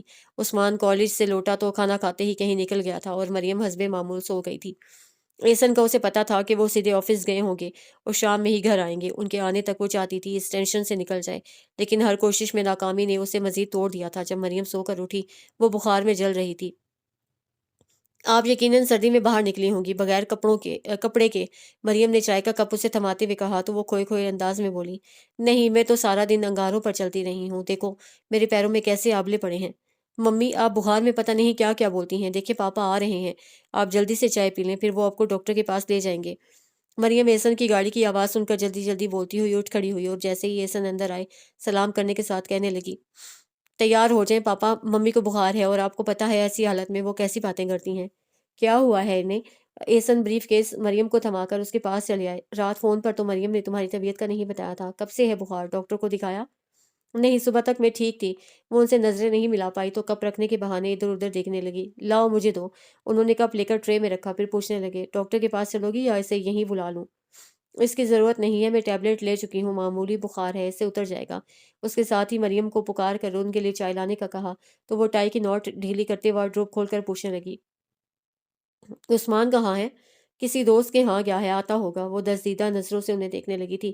وہ اپنے کپڑے لے کر واش روم میں چلے گئے۔ کچھ دیر بعد ادھر وہ نکلے، ادھر مریم ان کے لیے چائے لے کر آ گئی تو اسے کہنے لگے، بیٹا اپنی ممی کے لیے سوپ بنا دو، ہاں، اور ہاں، میرے بریف کیس میں ایک پیکٹ ہے، آپ کے لیے فرح نے دیا ہے، نکال لو۔ اور پاپا، سب لوگ کیسے ہیں وہاں؟ مریم نے رک کر پوچھا۔ سب ٹھیک ہیں، البتہ آپ کے چاچو کی طبیعت کچھ ٹھیک نہیں تھی۔ احسن مریم کو جواب دے کر اس کی طرف متوجہ ہو گئے تھے، جبھی مریم نے مزید کوئی سوال نہیں کیا اور کمرے سے نکل گئی۔ میرا خیال ہے تم ڈاکٹر کو دکھا دو، کہیں رات میں پریشانی نہ ہو۔ اس نے کچھ کہنے کے بجائے کمبل اپنے اوپر یوں کھینچا جیسے اس کا کہیں جانے کا موڈ نہ ہو، اور احسن سمجھ گئی اس وقت وہ کچھ نہیں سنے گی، اگر زیادہ کچھ کہا تو وہ ناراض ہو جائے گی، اس لیے موضوع بدل کر ادھر ادھر کی باتیں کرنے لگے، اور جو بات وہ سننا چاہتی تھی وہ انہوں نے رات کے کھانے کے بعد جب اب بچے اپنے اپنے کمروں میں چلے گئے تب کی تھی۔ امی کی خواہش ہے کہ ہم عثمان کے لیے عمیر کی کوئی ایک بیٹی لے لیں، میرے لیے تو وہ تینوں بچیاں ایک سی ہیں، اس لیے میں نے انتخاب تم پر چھوڑ دیا ہے۔ میرے خدا! اس نے پیشانی گھٹنوں پر رکھ لی، جس گناہ کا میرے دل میں خیال تک نہیں تھا اس کی سزا مجھے کیوں مل رہی ہے؟ میں جانتا تھا انتخاب کرنے میں تم بھی چکرا جاؤ گی، چلو عثمان سے پوچھ لیتے ہیں، وہ محظوظ انداز میں کہتے ہوئے غالباً عثمان کو بلانے چلے گئے تھے۔ الہی، 24 برسوں میں میں ہر پل معافی اور توبہ کے دروازوں پر دستک دیتی رہی ہوں۔ بھابھی نے تو کہا تھا اس کے بعد گناہ دھل جاتے ہیں، جیسے سرزد ہی نہ ہوئے ہوں، بشرطے یہ کہ انسان اسی پر قائم رہے، اور میں قائم بھی رہی۔ پھر میرے لیے رسوائی کا سامان کیوں ہو رہا ہے؟ اس کی پلکوں سے قطرہ قطرہ آنسو گرنے لگے تھے، جنہیں انگلیوں پر سمیٹ کر اس نے سر اونچا کیا تھا کہ احسن عثمان کے ساتھ اندر آتے ہوئے بولے، لو بھائی، آ گیا تمہارا بیٹا، اس سے پوچھو۔ اس کی نظریں دونوں میں سے کسی ایک پر نہیں ٹھہر رہی تھیں، جبکہ دل پکار پکار کر کہہ رہا تھا کہ یہ اسی شخص کا بیٹا ہے جس کے پہلو میں کھڑا ہے۔ کیا پرابلم ہے پاپا؟ عثمان نے اس کی نظروں سے الجھ کر پوچھا تو اس کے پرابلم کہنے پر احسن ذرا سا ہنسے، پھر اسے اس کی دادی کی خواہش بتا کر تینوں لڑکیوں میں سے انتخاب کرنے کو کہا تو وہ کندھے اچکا کر بولا، نو پاپا، آئی ایم سوری، مجھے ان لڑکیوں میں سے کسی کا انتخاب نہیں کرنا، کیونکہ میں پہلے ہی اپنا لائف پارٹنر منتخب کر چکا ہوں۔ واٹ؟ احسن بے یقینی سے بیٹے کو دیکھ رہے تھے اور وہ یقین کی منزلیں طے کر رہی تھی کہ اس کی معافی توبہ بارگاہ یزنا میں قبول ہو کر اس رات کی سیاہی پر پردہ ڈال گئی ہے۔ بہت ہلکی پھلکی ہو کر اس نے بیگ پر سر رکھ کر پلکیں موند لیں اور دل ہی دل میں ان باتوں کو دہرانے لگی جن کی اسے ساری نادان لڑکیوں کو تعلیم دینی تھی۔ دیور بالکل بھائیوں کی طرح ہوتا ہے، بھائی لگتا ہے لیکن وہ بھائی نہیں ہوتا، شیطان ہوتا ہے، اور اگر کسی نادان لڑکی نے اسے جھٹلانے کی کوشش کی تو اسی کی طرح سنگساری کے عذاب سہتی رہے گی تا وقت یہ کہ اوپر سے معافی کا اعلان ہو جائے۔ رومیل احسن کے پکارنے پر اس نے پلکوں کے در کھول کر انہیں دیکھا تو وہ اسی بے یقینی کی کیفیت میں بولے، سنا تم نے یہ عثمان کیا کہہ گیا ہے؟ آپ ہی کا بیٹا ہے، وہ یقین سے کہہ کر مسکرائی تھی۔ بہت اچھی کہانی تھی، بہت اچھی، مجھے بہت پسند آئی اور امید ہے کہ آپ کو بھی پسند آئی ہوگی کیونکہ اس میں بہت اچھا میسج تھا۔ جب اللہ اور اس کے رسول نے کہہ دیا ہے اور اس کی کتاب میں ہے تو پھر ہم کیسے جھٹلا سکتے ہیں اس کے حکم کو۔